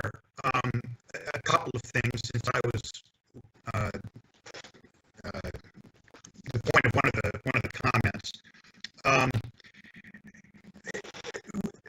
go back to my original point. Which forum provides the most due process? And I think it's certainly the in-person. The only reason we find ourselves here is because of the COVID-19 problem, and we needed the system to keep going. And I think remote hearings, everybody agrees remote hearings are a useful tool.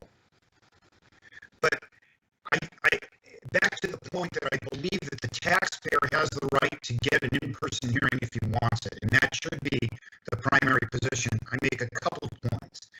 As the chair pointed out, all of these issues about calendar control and delay in getting a hearing and being able to do it appropriately when someone requests an in-person hearing, and all of the COVID issues affecting staff at the assessors or the assessment appeals board offices, all of that is taken care of by the waiver provisions that have been put in. If you want that in-person hearing, you may be asked to sign a waiver, and that protects all of the concerns that the clerks have raised.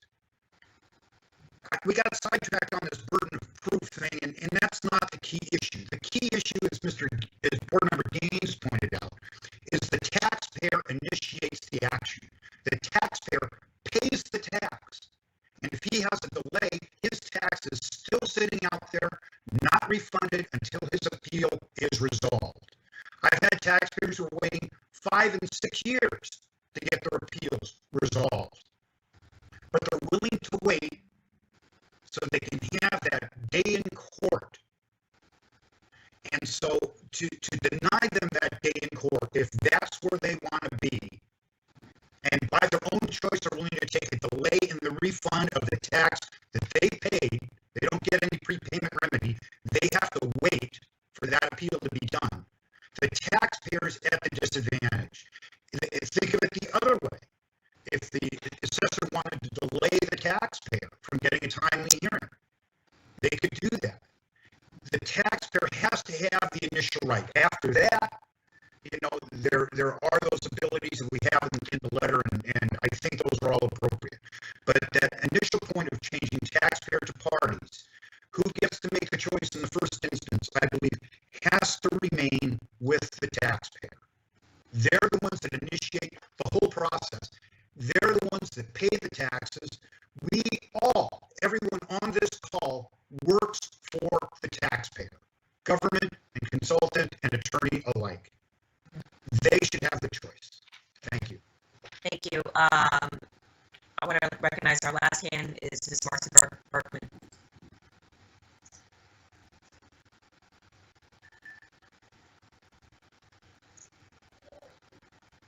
Discussion. And perhaps some people don't happen to have the LTA draft in front of them. The vast majority of the draft in this section uses the word participants. The draft, and no one disputes this, everyone was in consensus, says in sentence 3 that participants can reject a remote hearing, yada, yada. The only suggestion I was making was to sentence 2, which was an introductory sentence, in which, as what appeared to be a clerical not consistency with the rest of it, used the word taxpayers when the next sentence talks about participants. So I was suggesting what appeared to me to be a very common sense clerical change to the word participants, since this whole paragraph is the right about hearing participants.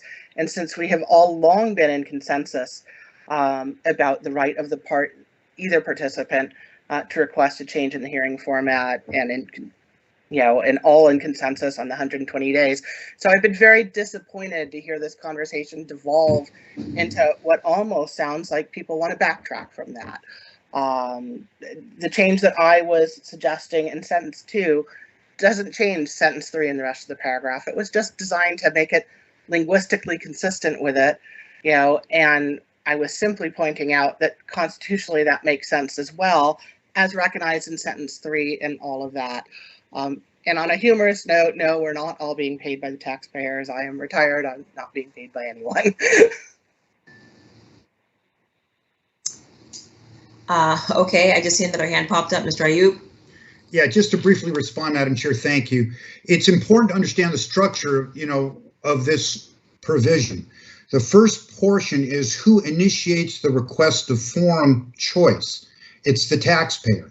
Then if the taxpayer requests a remote hearing, any participant can reject the remote hearing and require an in-person hearing.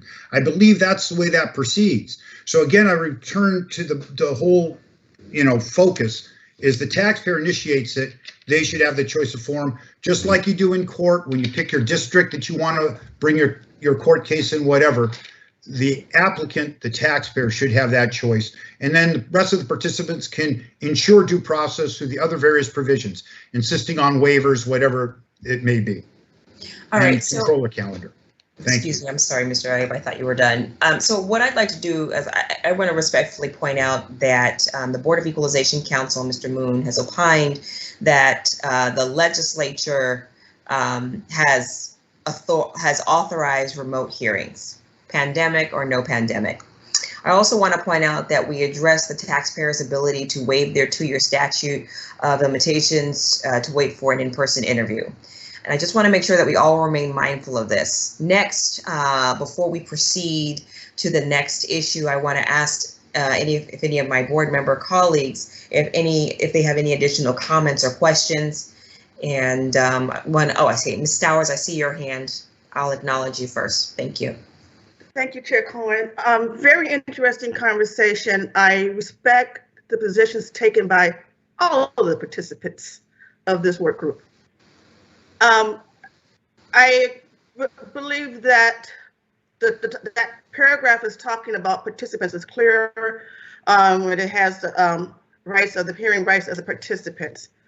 And participants includes the taxpayer, obviously, and of course they come first, but participants also includes the assessors. I like the comment that Member Gaines made of why not define participants. We were to, as a motion, as a board, move to insert the word participant as opposed to taxpayer, and also direct BOE staff through the executive director to define participants. I think we may not have a complete agreement with all of the participants of this work group, but we will have clear guidance as it relates to the issue at hand. Thank you.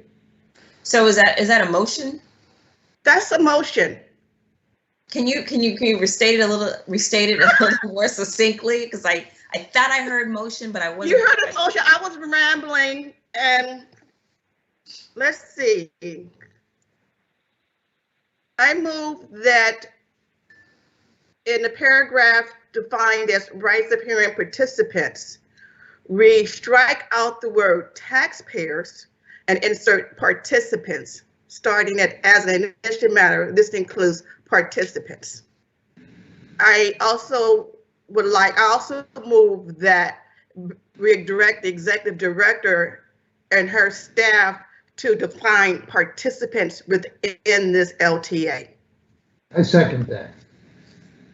Okay, so we've got a motion made and a second by Vice Schaefer. I want to acknowledge, well, actually, first, before let me bring in Richard Moon to speak to the motion real quick.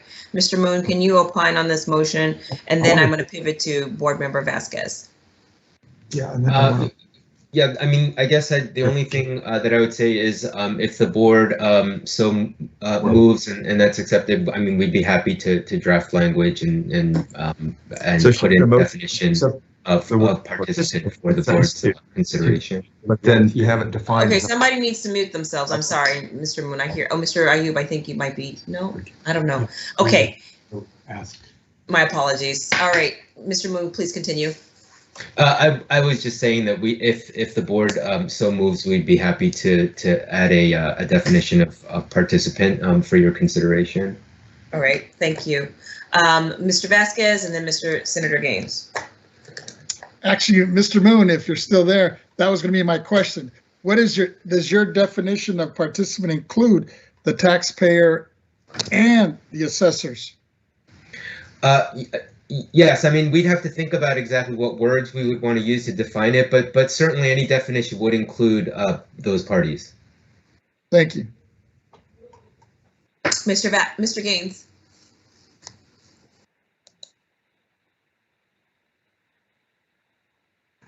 Okay, great, thank you. I did want to speak to someone from CADA and just get clarification on this motion as to whether this helps resolve, from a clarity standpoint, the issues that you've raised.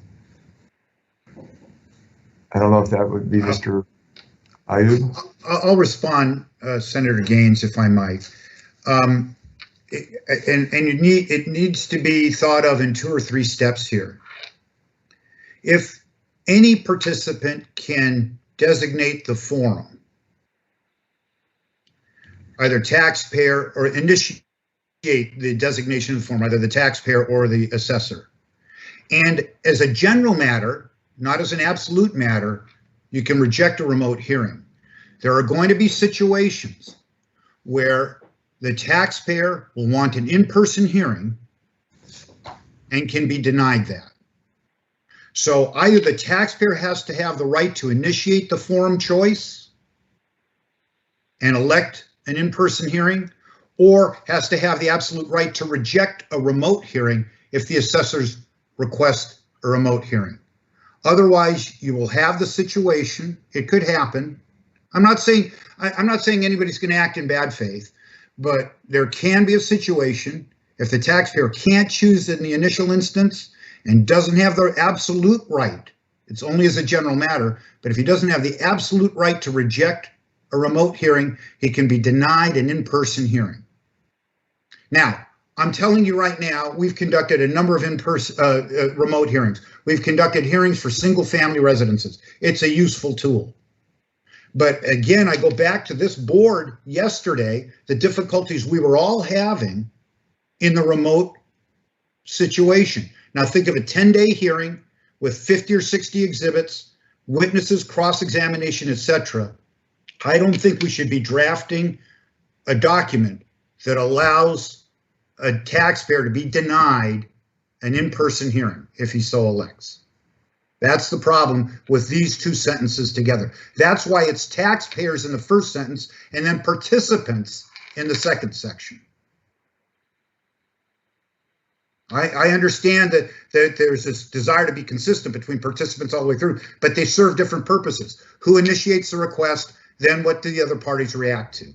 So that's the reason why I don't think it works from CADA's perspective. I'll yield to Mr. O'Neill if I've missed anything, but I think that summarizes our position. I agree with Mr. Ayub. That is consistent with CADA's position. Thank you. Okay, I'd like to ask a question then of the maker of the motion. Would you be willing to change the wording to provide clarity that the taxpayer would get to make the choice in terms of whether they are going to have a remote hearing or not? That seems to be the crux of the matter.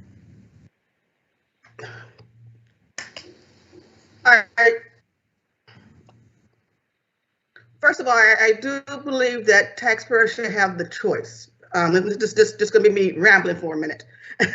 And I get, depending on the type of cases, whether it's any kind of case, taxpayers would prefer to be in person. And it's been my understanding, and they've said over and over again, that the clerks will accommodate that request. If they want in person, they will accommodate it. Here's why I'm having a problem to say let the taxpayer decide first. I believe the clerks have constantly said that they have control over their calendar. And I think there's a difference in opinion between that with CADA and the clerks. If I hear what CADA is saying, no, the taxpayer has the ability, or they should have the ability to say, I want an in-person hearing. Yeah. And I get they should have the ability to say that, but the clerk, the first step should be on the clerks scheduling whichever hearing they schedule, and then the taxpayer saying, thank you, but I prefer an in-person hearing. Okay, so here's my issue is that if you have a county that's backlogged on their hearings, how are you going to get due process for the taxpayer? You know, if you give that authority to the assessor to make that determination on whether it's a remote hearing or not, and you have a 2-year backlog, isn't the taxpayer always going to lose in the sense that they're not going to be able to decide how to present their case? I don't think so. I'm not giving it to this, as I'm saying participants, whatever the language was in the motion, the participants' rights to meet either remotely or in person. And participants do include taxpayers and assessors.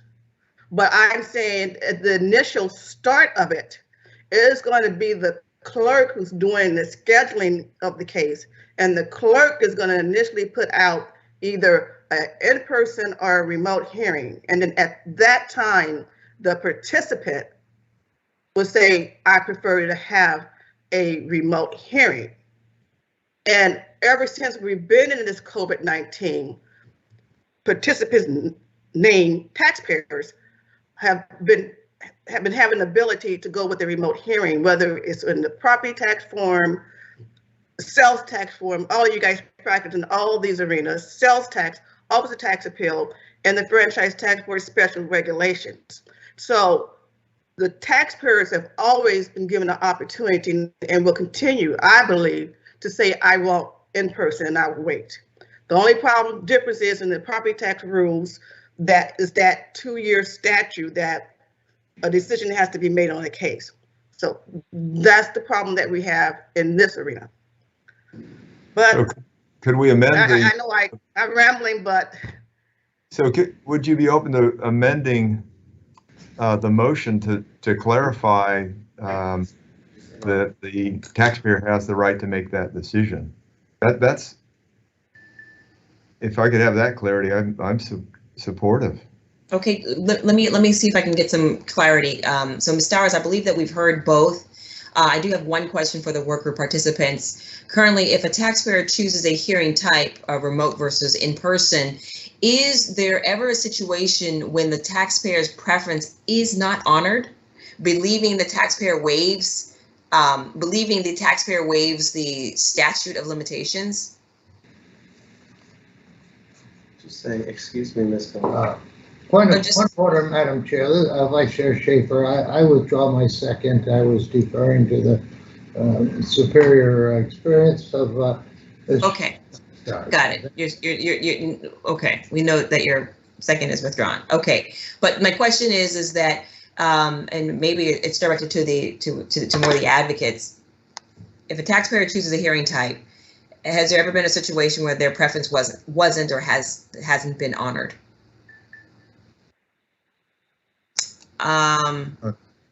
Edward Yin.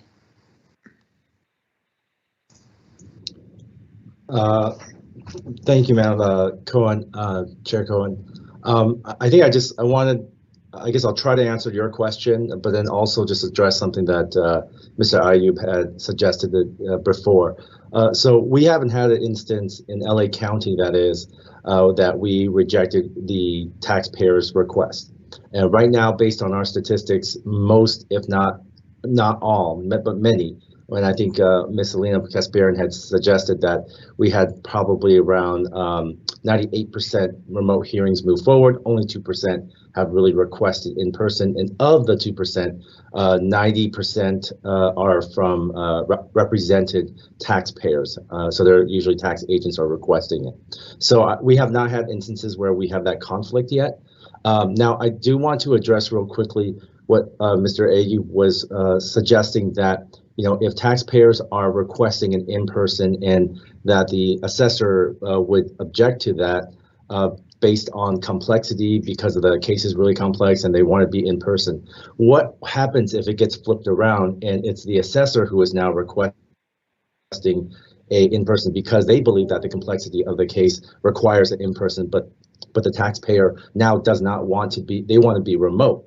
So then that instance, that's where we have a third party, which is the Assessment Appeals Board, to make that decision based on various circumstances. We have the 2-year statute of limitations, we have accessibility, we have staffing, we have Assessment Appeals Board member availability. We have all of those that we have to consider when making a decision on calendaring those assessment appeals. It's not just going to be on the determination of what the taxpayer or the assessor wants. And that is the key to and the crux to what we're trying to do in this LTA, is to ensure that as the Assessment Appeals Board, that we have the right and we have the duty to ensure that we have a fair and equitable, impartial Assessment Appeals Board who evaluates both the taxpayer as well as the assessor's positions on that appeal.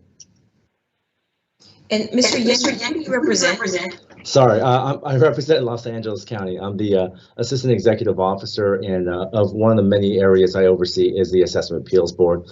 Many of you may know me from my previous iteration. I was also working for the Assessor's Office, although I've now changed hats and I'm purely Team Assessment Appeals Board. Got it. Thank you. All right, I've got Mr. Thomas Parker, and then we've got Mr. Thomas Parker, and then we've got Ms. Ann Moore.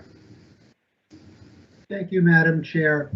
Some of this debate, as I've been following it, seems to imply, although no one has been willing to come out and say it so baldly as I will, a lack of trust in the willingness and the ability of the AABs, wherever the AAB is located in this state, to make a fair and reasonable decision and not go out of its way to favor assessors. The very implicit underlying tone to some degree seems to be that AABs will favor assessors. And one could debate why that is, but I just have this feeling that it's there. And what I want the board to understand is, not just in LA where I happen to work, but in all the other 4 counties where I work that were smaller, the AABs did not favor assessors, and they did not make decisions because they liked the assessor more than taxpayers. I would ask that the state board give a degree of trust to AAB so that when we tell you in all sincerity that we need to control our calendar as an impartial hearing body, we mean what we say. We are not anti-taxpayer. We are not pro-assessor. We're going to hear all of the evidence. Everyone is going to get to submit the evidence they want to submit to make their case, and somebody is going to win by a preponderance of the evidence. But we can be trusted. We're not anti-taxpayer. Thank you. Thank you for the clarification. Ann Moore? Hi, I can say from San Diego County's perspective, we only had about, when we were closed and virtual only, we are open now, we only had about 10 people insist upon in-person hearings of the thousands of hearings we heard. We, of course, had to defer them until we were able to have in-person hearings. So I think that is the situation that most people find them in, is not that they're being denied their hearing type, but that it's being deferred until we're able to offer that.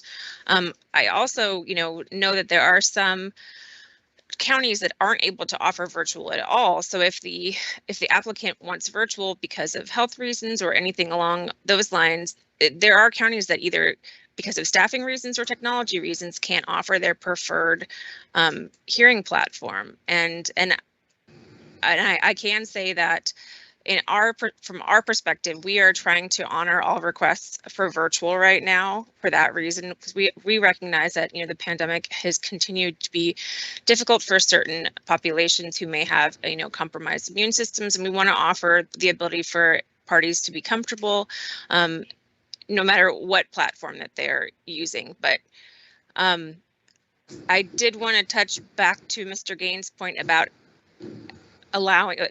backlog. The management of the different hearing types and trying to balance requests for each hearing types creates more backlog than simply just offering what we're able to offer given the current public health situation. The trying to juggle multiple calendars with COVID creates a need for us to create clerk's convenience backlog calendars that continue to grow.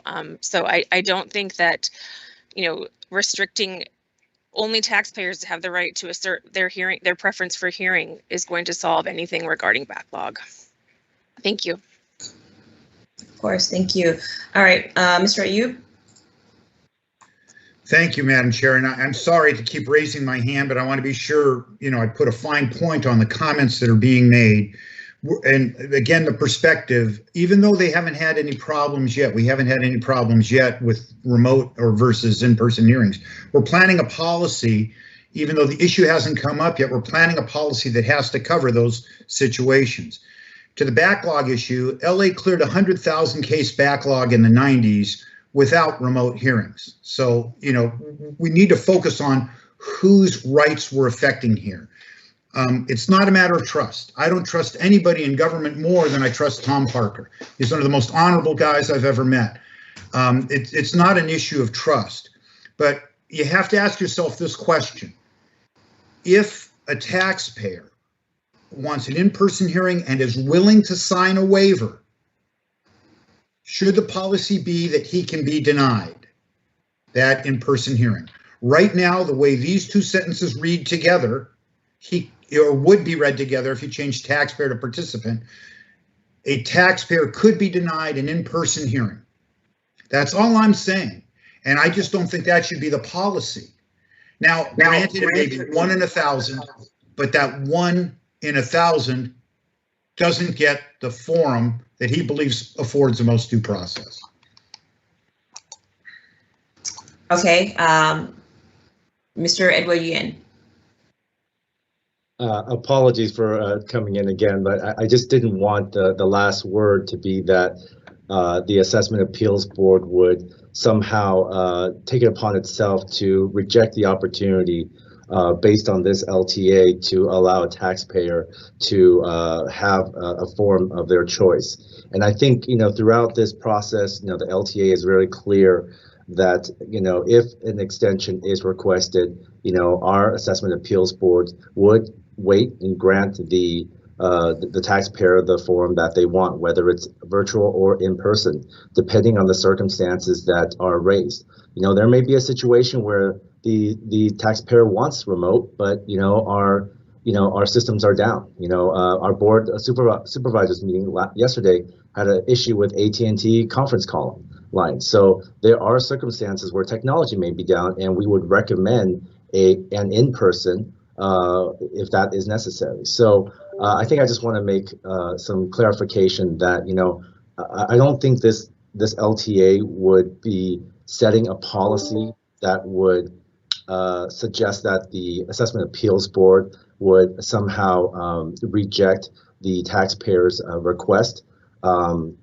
In fact, our board of supervisors are elected officials themselves, and all our departments, we hear the taxpayers and constituents, right?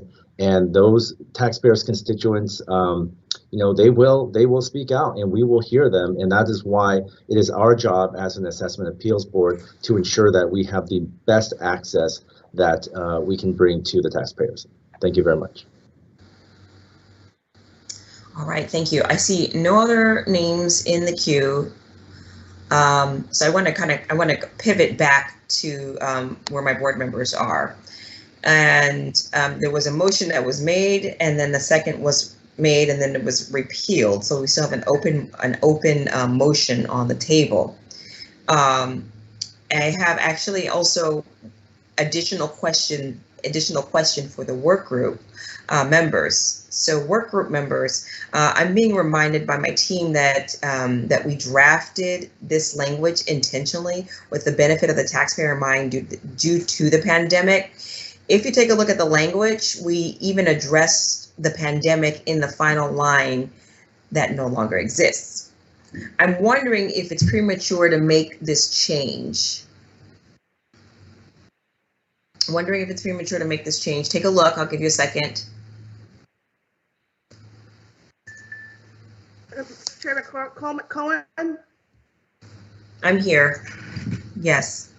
While they take a look, and I realize I don't have a second on my motion at this time, but Member Gaines asked, would I be willing to make some modifications and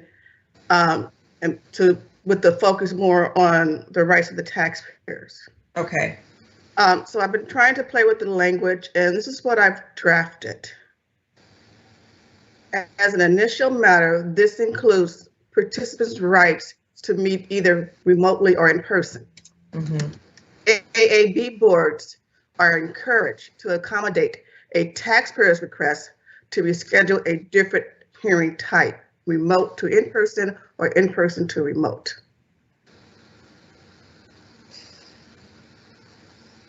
I'm hoping that that addresses the concerns that the taxpayer's rights should come first. Ms. Stowers, this is Ms. Taylor. Could you please repeat that? Sure. As an initial matter, this includes a participant's right to meet either remotely or in person. Assessment appeal boards are encouraged to accommodate a taxpayer's request to reschedule for a different hearing type, remote to in-person or in-person to remote.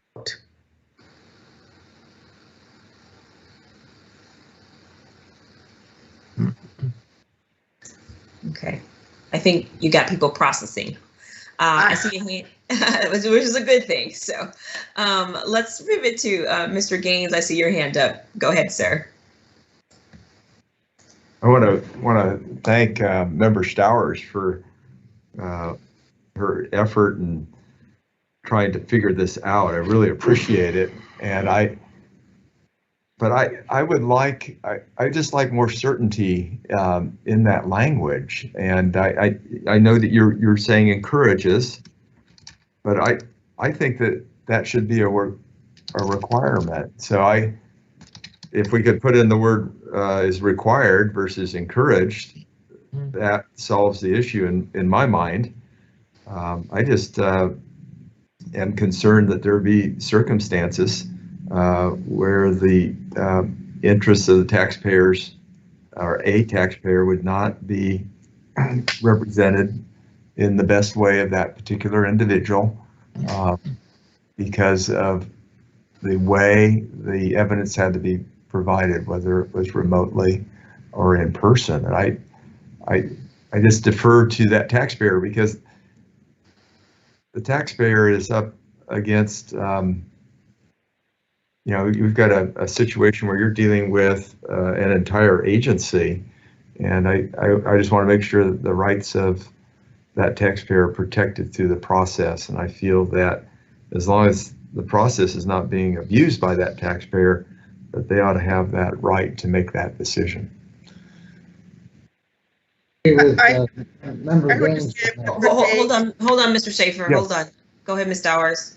And I played with putting in are required or shall, but I think we might overstep if we put that in there. I would defer to Mr. Moon on if we could require the AAB boards to do something. I don't think we can. So that's why I didn't have it in there. But I strongly support taxpayers having the right to request a different type of hearing. Yes. Okay. All right. So, yeah, we could hear from Mr. Moon, but I'd like to also hear. Mr. O'Neill has his hand up too. You. So. Okay. So hold on. We're going to hear from Mr. Moon, then we'll hear from Mr. O'Neill. Ms. Stowers and Mr. Gaines. So I don't believe the LTA, if it were the board's desire to institute some type of requirement that the taxpayer have a choice, I don't believe the LTA would be the proper way to do that. I think the board would most likely have to do that through regulation or through statute.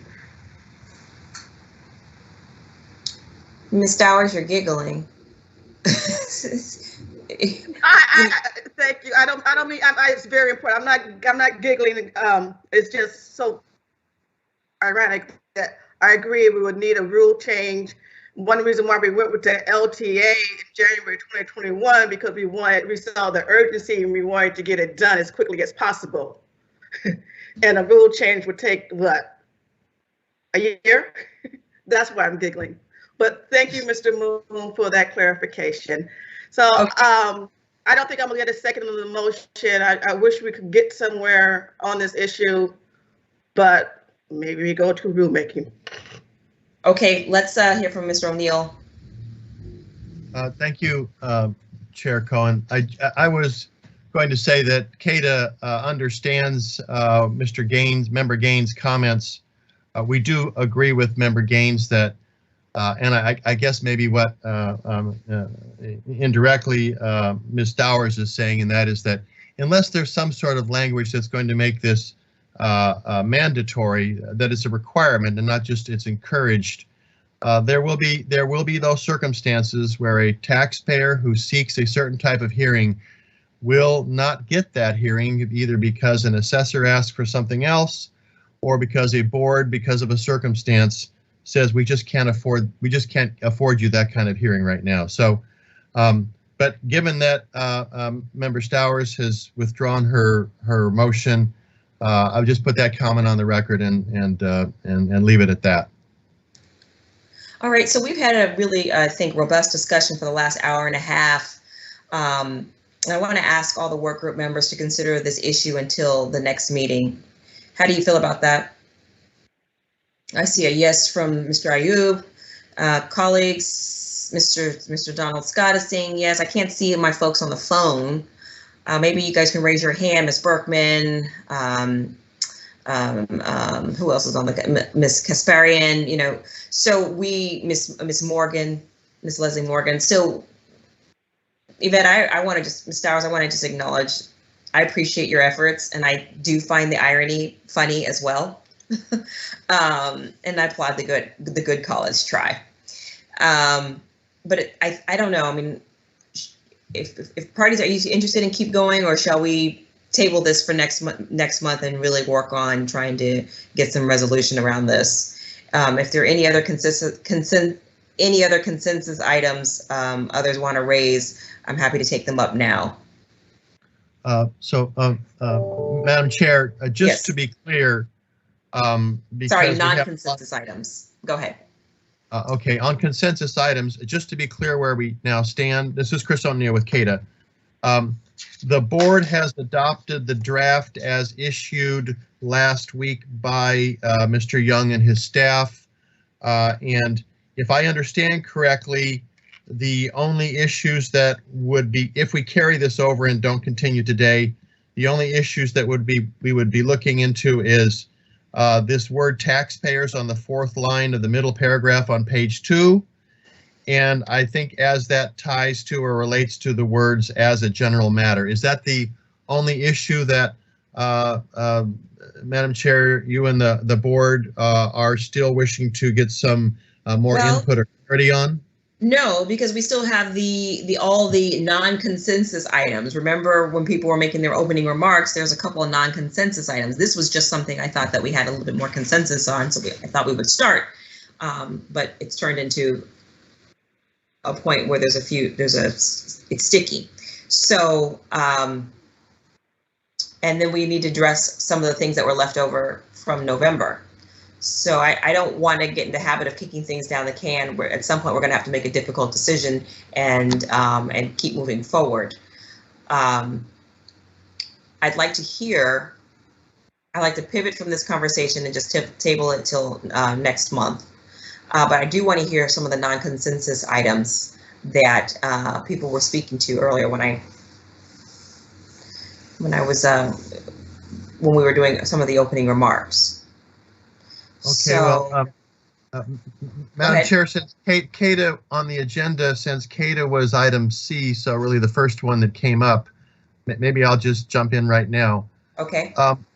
The draft LTA that was issued last week by Mr. Young and his staff, we only had the concern about the as a general matter language that I'm aware of, which has now morphed into including the taxpayers wording. And I'm not aware of any other matters, because I guess maybe we have to hear from CACEO as to where they stand.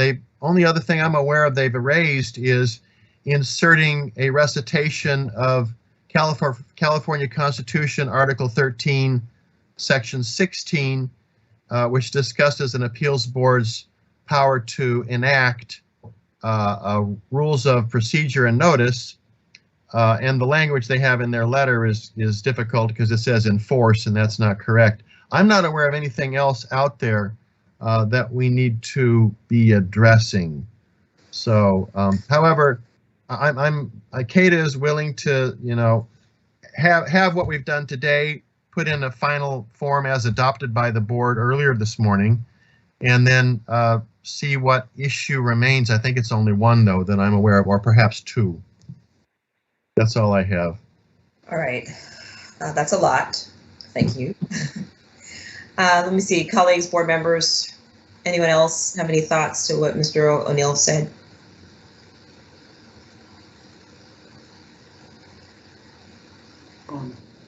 Madam Chair, this is Yes. Thomas Parker from CACO. Okay. We are content for the moment to put aside the debate regarding participant versus taxpayer but we did add some language, a language proposal, which we believed was consistent with the otherwise existing proposed language of rights regarding infeasibility in our January 25th, 2022 letter. We certainly hope and we certainly believe that the infeasibility language is not inconsistent with the language that the state board has put out there for public consideration and in fact approved on a motion however many minutes ago. But we do ask for consideration of this clarification or tightening language to improve the language further. To improve the language further, okay. All right, thank you, Mr. Thomas Parker. Kate, any comments regarding the infeasibility language? Yes. By CACEA? Yes. Thank you, Madam Chair. Chris O'Neill for CADA. I believe that sentence, unless it is infeasible for the appeals board to hold a timely hearing under the particular circumstances using the party's preferred type of hearing, I think the chair has already addressed that. You did so early this morning, early in the meeting, where we said because there's a waiver under section 1604 that's available. Because of that, I'm really not thinking that addition is necessary in this paragraph on page 2 of the draft LTA. I think it's covered by language further on down that says the taxpayer, the applicant can sign a waiver. Okay. Awesome.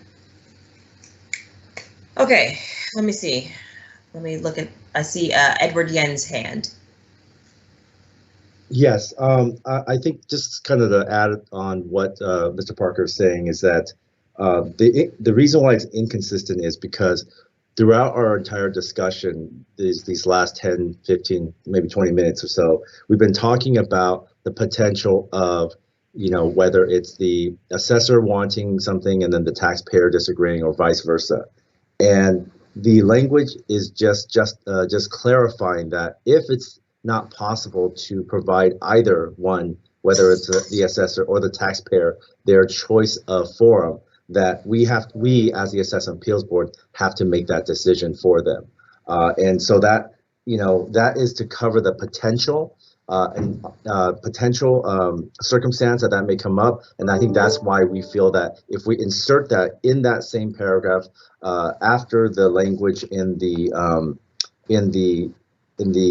that paragraph with let's say after as an initial matter, and then includes the taxpayer's right to meet either remotely or in person, in conjunction with that sentence, what it helps clarify is that although we will try to meet either party's preferred mode, that if it's infeasible, if it's not possible because of whatever the circumstances, that we will then have we'll have to choose, or then what you can do is the suggested language that Mr. O'Neill has stated, you could sign the waiver and we could extend that until we could get your choice of forum for you. Okay. One more hand. Hold on, Mr. O'Neill. We got to go in order. Alina Kasparian. Just a quick comment. I just want to remind everyone that waivers are, you can terminate a waiver at any time. I know that's the obvious, but we tend to forget. So that can happen, and that's not the ultimate goal for the AAB, hence the backlog that's been growing, for decades in LA County, which consistently happens on vacating our agendas, which was kind of the initial reason for our involvement in this LTA, was to facilitate our agendas better. So it's not just the waiver. I do want to emphasize that. Okay. Thank you. Okay, I appreciate that. Mr. O'Neill. Thank you, Madam Chair. The point that Mr. Yen raised is really the point that we've been discussing for the past 90 minutes. I think that sentence or that clause rolls into this whole concept of, does the taxpayer get to choose first? What if what if that choice is countered by the assessor or by an assessment appeals board clerk? I think we roll that issue into the discussion next month, the issue that Mr. Parker raised and Mr. Yen has discussed. Okay. Okay. Mr.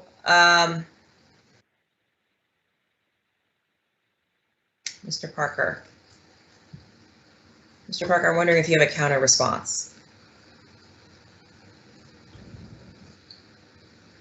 Yes, Madam Chair and members of the board. We don't believe that the proposal that we've made, nor the riff on the proposal that Mr. Yen raised a moment ago, is inconsistent with the language of the LTA. Okay. So we don't necessarily see the need to prolong the discussion on that point, but it is up to the state board, obviously.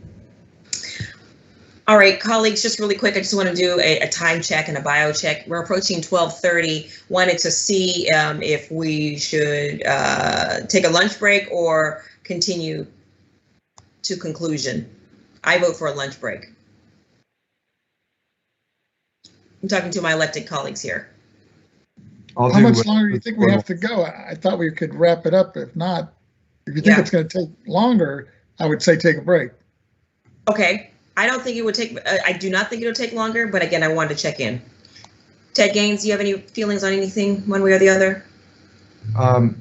My thought is if people need a little break, that'd be okay. If they need to. Okay, that's fair enough, because we have also staff, the transcriptionists, we've got other people that we have to take into consideration when making this decision. So let's go ahead and take a 10-minute break at this point. It's 12:23. We're just going to recess for 10 minutes. Let's keep it tight so we can get back and not lose this momentum. All right, folks? Thank you. Thank you, Madam Chair.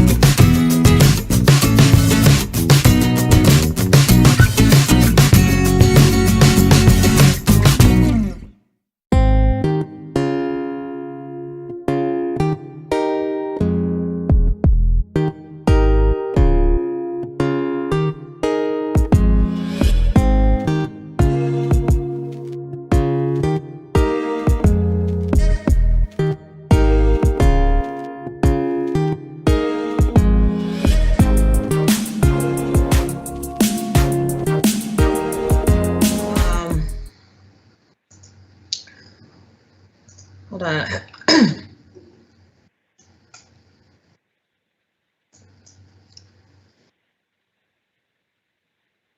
right, everyone, I thank you. I trust that short break was beneficial. I have concluded that based on the discussion on the last issue, that we are at a non-consensus, and that we are at a non-consensus point, and that the work group participants are there. And to the work group participants, are there any outstanding non-consensus items that the work group would like to present or would like to discuss? All right, I see a hand. Ms. Leslie Morgan. I guess I have a question about the point at which we are and the moving forward. I know that the opinion of Richard Moon had to do more with the board's authority to even put in language such as was being suggested.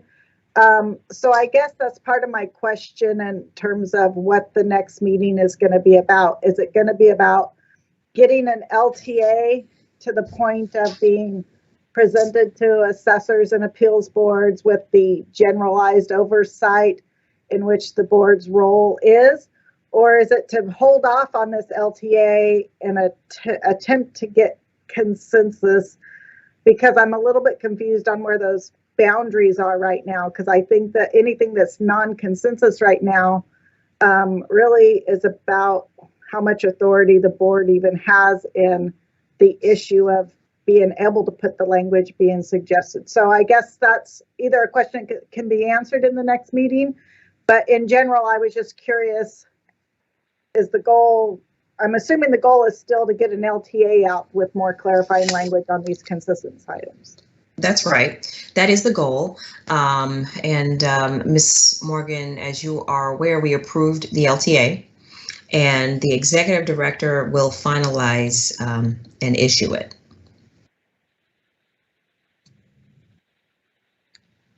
Madam Chair, may I speak? It's Chris O'Neill with CADA.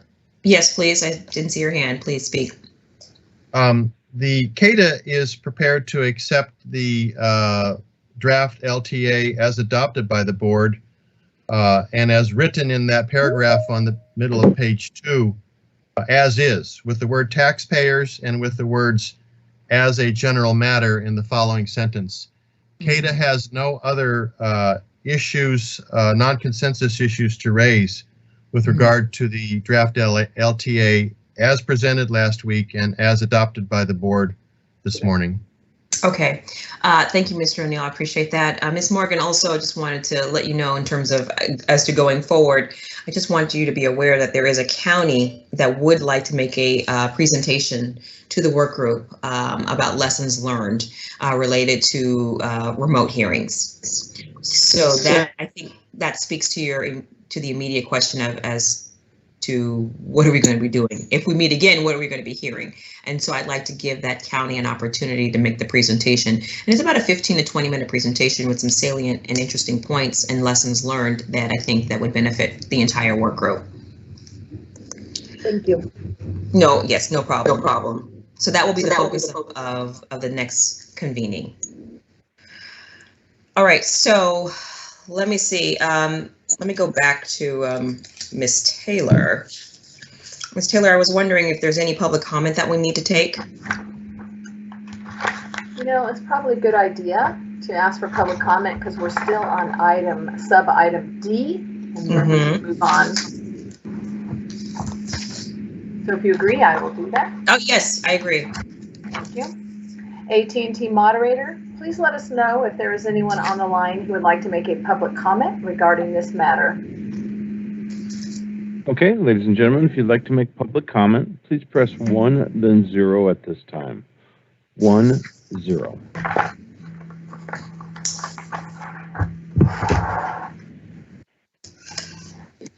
And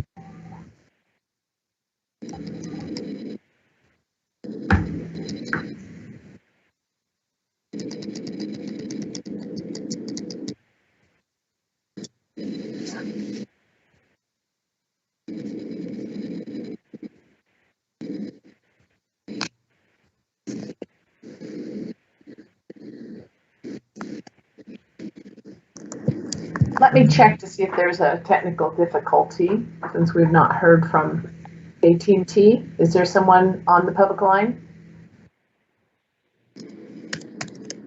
This is Ryan with AT&T. Can you hear me? We can now. Okay. Once again, if you'd like to make public comment, please press 1, then 0.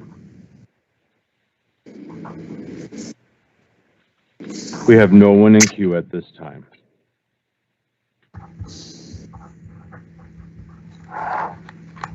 All right. Chair Cohen, would you like me to move on to the next sub-item? Our next sub-item is F, follow-up on other key issues needing additional guidance regarding the remote AAB hearings. As noted previously, all work group members may participate in this discussion. Speakers on sub-item F include Thomas Parker, Honorable Ernest J. Dronenberg, Mark Aprea, Richard Ayub, Chris O'Neill, Scott Donald, and David Young.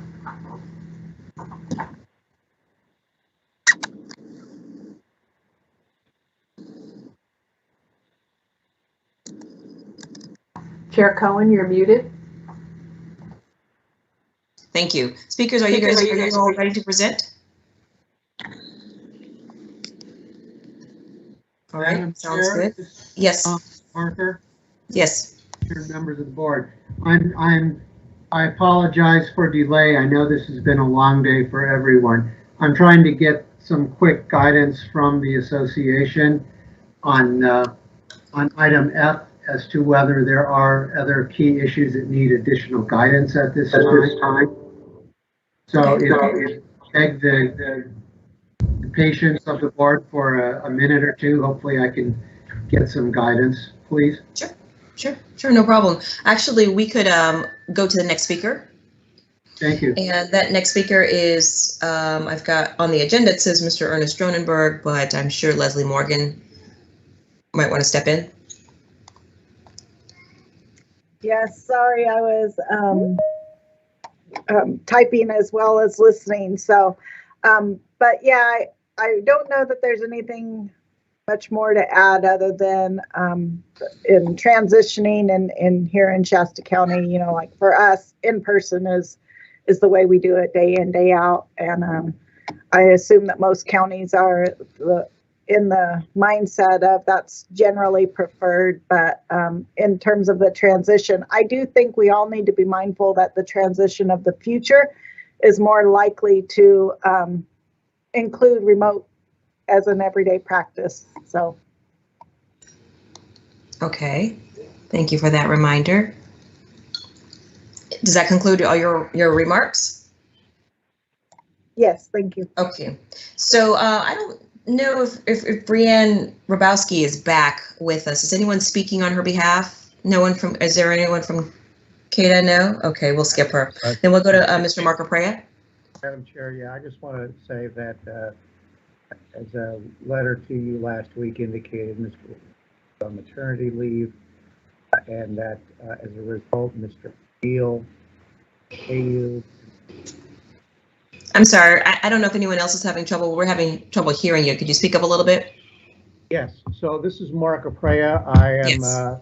I just wanted to let you and the other board members know that Brianne Rabowski is on maternity leave, and as our letter reflected, Scott Donald, Chris O'Neill, and Richard Ayub are here to represent CADA, and consistent with our comments in November, it takes 3 men to replace 1 woman. So for the foreseeable future, these 3 gentlemen will be representing CADA on the working group meetings. Okay, wonderful. All right, well, let's see if Mr. Kevin Moore has anything to say. He will not be participating, Madam Chair. Okay, Bradley Marsh? The same. He will not be participating either. Okay, and what about David Young? Yes, thank you very much for the opportunity. No, there are no other additional items that I wish to address at this point. We've had a very, very vigorous discussion already on it. If it pleases the board, can I bring something back up? Yes. Mr. O'Neill made a comment on the previous item on D, that they were able to, they're okay with moving forward with the letter as edited by staff. And that leaves in the portion about the taxpayer, that leaves that in, but it also leaves in the portion with as a general matter. If we can, are the clerks okay with that, or does that still need to be brought back up next month? I feel like the board already approved the letter. They did. They did as approved. But if that is no longer an item of contention for CADA, I'm asking, is it still an item of contention for the clerks? I think it's a non-issue. I believe it's not I don't want to speak for them, but let me see if I don't see any hands up. I don't see any hands up, so I'm going to take that as no, it's not an issue, Mr. Young. Okay. I'm sorry. I believe Mr. Parker was going to. He's been conferring with us offline, so I believe he's going to mention something about our consensus. Right, because your letter of January 25th has language in there you wish to, one, replace and two, insert. So if that's no longer an issue, then perhaps we can have one less issue. Okay. Let me check in with a few of the other work group members. Mr. Ayub? I'll defer to Mr. O'Neill. I think we're fine, to Mr. Young's point, we're fine with the letter as is, as long as it stays as is. If something switches with as a general matter or with the taxpayers, then both those sentences are connected in a way. But the way it's set up right now with the taxpayer and having that initial choice, I think it works. Okay, Chris O'Neill, anything from you? No, nothing, Madam Chair. It is CADA's position that second and that third sentence are linked, and so that's why taxpayers' right and as a general matter are both in there. If they're both in there, CADA stands on what the board has adopted today, and we're fine with it. Okay, so I just want to make sure I'm clear. I'm not actually discussing the letter. It's no longer up for discussion. I'm referring to outstanding matters. There are no other outstanding matters that CADA wishes to raise with regard to this proposed or draft LTA as adopted today by the board. Okay, I apologize if I wasn't clear about that. All right, so seeing that there. Madam Chair, this is Thomas Parker. I've gotten consensus of the Clerks Association. All right. Guys, it took a little longer than I hoped it would. We have no non-consensus issues, and we accept the LTA as it has been submitted to the public and also as approved by your board by motion. All right, thank you. I appreciate that. So let's go to public comment. Seeing that I had no hands up from my colleague. All right, AT&T moderator, please let us know if there is anyone on the line who would like to make a public comment regarding this matter. Okay, ladies and gentlemen, if you'd like to make a comment, please press 1, then 0 at this time. 1, 0.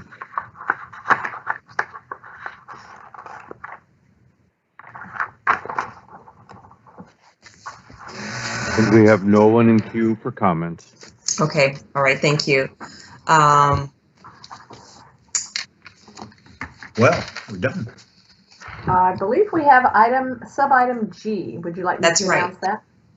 The final sub-item is G, board wrap-up and schedule for next steps. The speakers for the sub-item are the Honorable Antonio Vasquez, members, California State Board of Equalization, District 3, Honorable Malia M. Cohen, Chair, California State Board of Equalization District 2, Brenda Fleming, Executive Director, California State Board of Equalization. All right, thank you. Well, thank you to all the work group participants. I appreciate the comments and the feedback. As you know, the board earlier approved the LTA as presented by the executive director, reflecting consensus items agreed to at the November board meeting. And then based on this discussion, it appears that there are some additional consensus items that we need to continue to work on. So colleagues, I'd like to ask for a motion to direct the executive director to begin to dive into additional consensus items that were items to the earlier approved LTA. Vice Chair Schaefer, I would so move. Okay. Thank you. Second. I'm sorry. I believe that there is no motion needed for this next. I withdraw the motion. I thought you were asking for one. I appreciate that. I was asking. Not a second. Are there any wrap-up comments? Yes, Madam Chair. Please do. Yeah. Yeah. Chair Cohen, members, I just want to extend my utmost thanks to each and every BOE staff and all the work group participants who made such a tremendous effort to provide expert testimony and cleared your calendar for every hearing and worked on the surveys, letters, and documents, and educated us and brought us to the place where we're at today. With almost a finished LTA to guide and set forth the key principles relevant to providing full and fair remote hearings. Your time and commitment was exemplary, and your constituents should know how well represented they are by your professionalism and your knowledge. And just a big thank you to everybody, especially our staff and your staff and mine, who went out above and beyond to try to get this to where we're at today, and looking forward to bring back some of those non-consensus items next month and see if we can't come up with some resolution. Appreciate that. Thank you for the wrap-up comments. Ms. Fleming, do you have any wrap-up comments that you'd like to share? I would echo what has just been shared and extending my thanks and appreciation for everyone who's participated. This has been a significant investment of time and just, amazing intellectual discussions and contributions. So thank you all for taking the time to do so. As you know, members and guests, the board is charged with prescribing rules and regulations to govern the local boards of equalization when equalizing. And so the board, under Ms. Cohen and the board's leadership, will continue to provide the necessary guidance to the counties through this LTA, in additions to the assessment appeals manual regarding these remote hearing issues, training, etc. So we'll continue with the work. We'll take the assignment, members, that you've offered, directed us today, and do our best to come back to you with a quality product that can be then revisited, as a part of the actual board adoption at the next meeting. We look forward to the additional upcoming items that are still outstanding that we'll continue to discuss at the February meeting also, and just continue to look forward to working with all of you to try to get something that works for everybody, for both sides. So we're working as partners to do the best on behalf of the taxpayers and the citizens who are impacted by this process. So thank you for the time. Mr. Vice Chair Schaefer. Thank you, Madam Chair. I'm glad that our key stakeholders have all been able to come to consensus on the majority of the policy issues regarding the Assessment Appeals Board that we have in California. I want to thank the stakeholders for your cooperation and willingness to give and take and reach this consensus. Especially want to thank my colleague, Chair Cohen, and former Chair and Member Vasquez for your outstanding staff's assistance in lending this important and challenging process to create reform that works for all of our taxpayers and our professional individuals. Thank you, Brenda Fleming, David Young, Richard Moon, and your staff for your long hours of working with us. It's my hope that a few remaining items can be negotiated to a positive conclusion. I was especially impressed with Richard Parker's assuring us the fundamental fairness of the Assessment Appeals Board, that they're not really in favor of the assessors or in favor of the taxpayers. They're in favor of fundamental fairness for everybody. And in closing, I'd like to remind everybody that today is the 64th birthday for Ellen DeGeneres. I have a soft spot in my heart for our comedy people in America, and we've lost 3 of them in the last 60, 90 days, and I'm so glad to see the comedy is still with us and all the tragedy we've had, including 3 journalists in Tijuana that we've lost this year. Thank you. All right, thank you very much. I just want to thank the work group participants and the co-chair and the entire team. I particularly want to uplift my staff that have been tremendous, who put a tremendous amount of work into producing today's board meeting and specifically this hearing. Yesterday, today, we've did a lot of work, and we've had a productive 2 days. We will adjourn at this time. Our next meeting is scheduled for February 23rd and 24th of 2022. Is there anyone have any other comments they'd like to say? Ms. Stowers? Thank you. I would like to adjourn in memory, but I want to defer to Member Gaines first. Adjourn in memory of the fallen Elk Grove police officer. Member Gaines, it's your district. Thank you. Thank you so much for bringing that up, Member Stowers, and very sad situation where an officer lost his life on the freeway as a result of someone driving the wrong way. And you know, there's been a couple of tragic incidents in Sacramento County. We had the officer in Galt that was rushing to the Caldor fire a couple of months ago, and it was an individual in a truck, I think under the influence. I'm not clear on that, but that individual went over the K-rail and caused the death of that particular officer. Now this is a second officer who's lost his life. So our thoughts and prayers go out to the family and for the heroism that we continue to see in public safety and the efforts that they're making to keep the citizenry safe. So thank you, Member Stowers. Thank you. Next speaker is Antonio Vasquez. Along those lines, we also lost one of our officers down here in LA, Arroyo, a young officer in a shooting. And then also there was a firefighter, I think down below. Firefighter might have actually been in Mike Schaefer's district, but just he may mention that as well. So I'd like to adjourn in those 2 at least, and the others that were mentioned as well. And in closing, on a more up note, is just, you know, I know we're going to get a California team in the Super Bowl. Hopefully it's the Rams. Go Rams! But no offense to my chair. 49ers. Thank you. All right, let's keep it civil. If I could, Mr. Gaines. Mr. Cohen, if I could just expand on it to give full respect here. It's Officer Linehan, and yes. So I just want to make sure that we're recognizing him fully. And I apologize for not mentioning his name earlier. Thank you. No problem, understood. Okay, I think that brings us to a closure. It's 1:05, ladies and gentlemen, and this meeting is adjourned. Thank you. Thank you, members. Thank you, staff.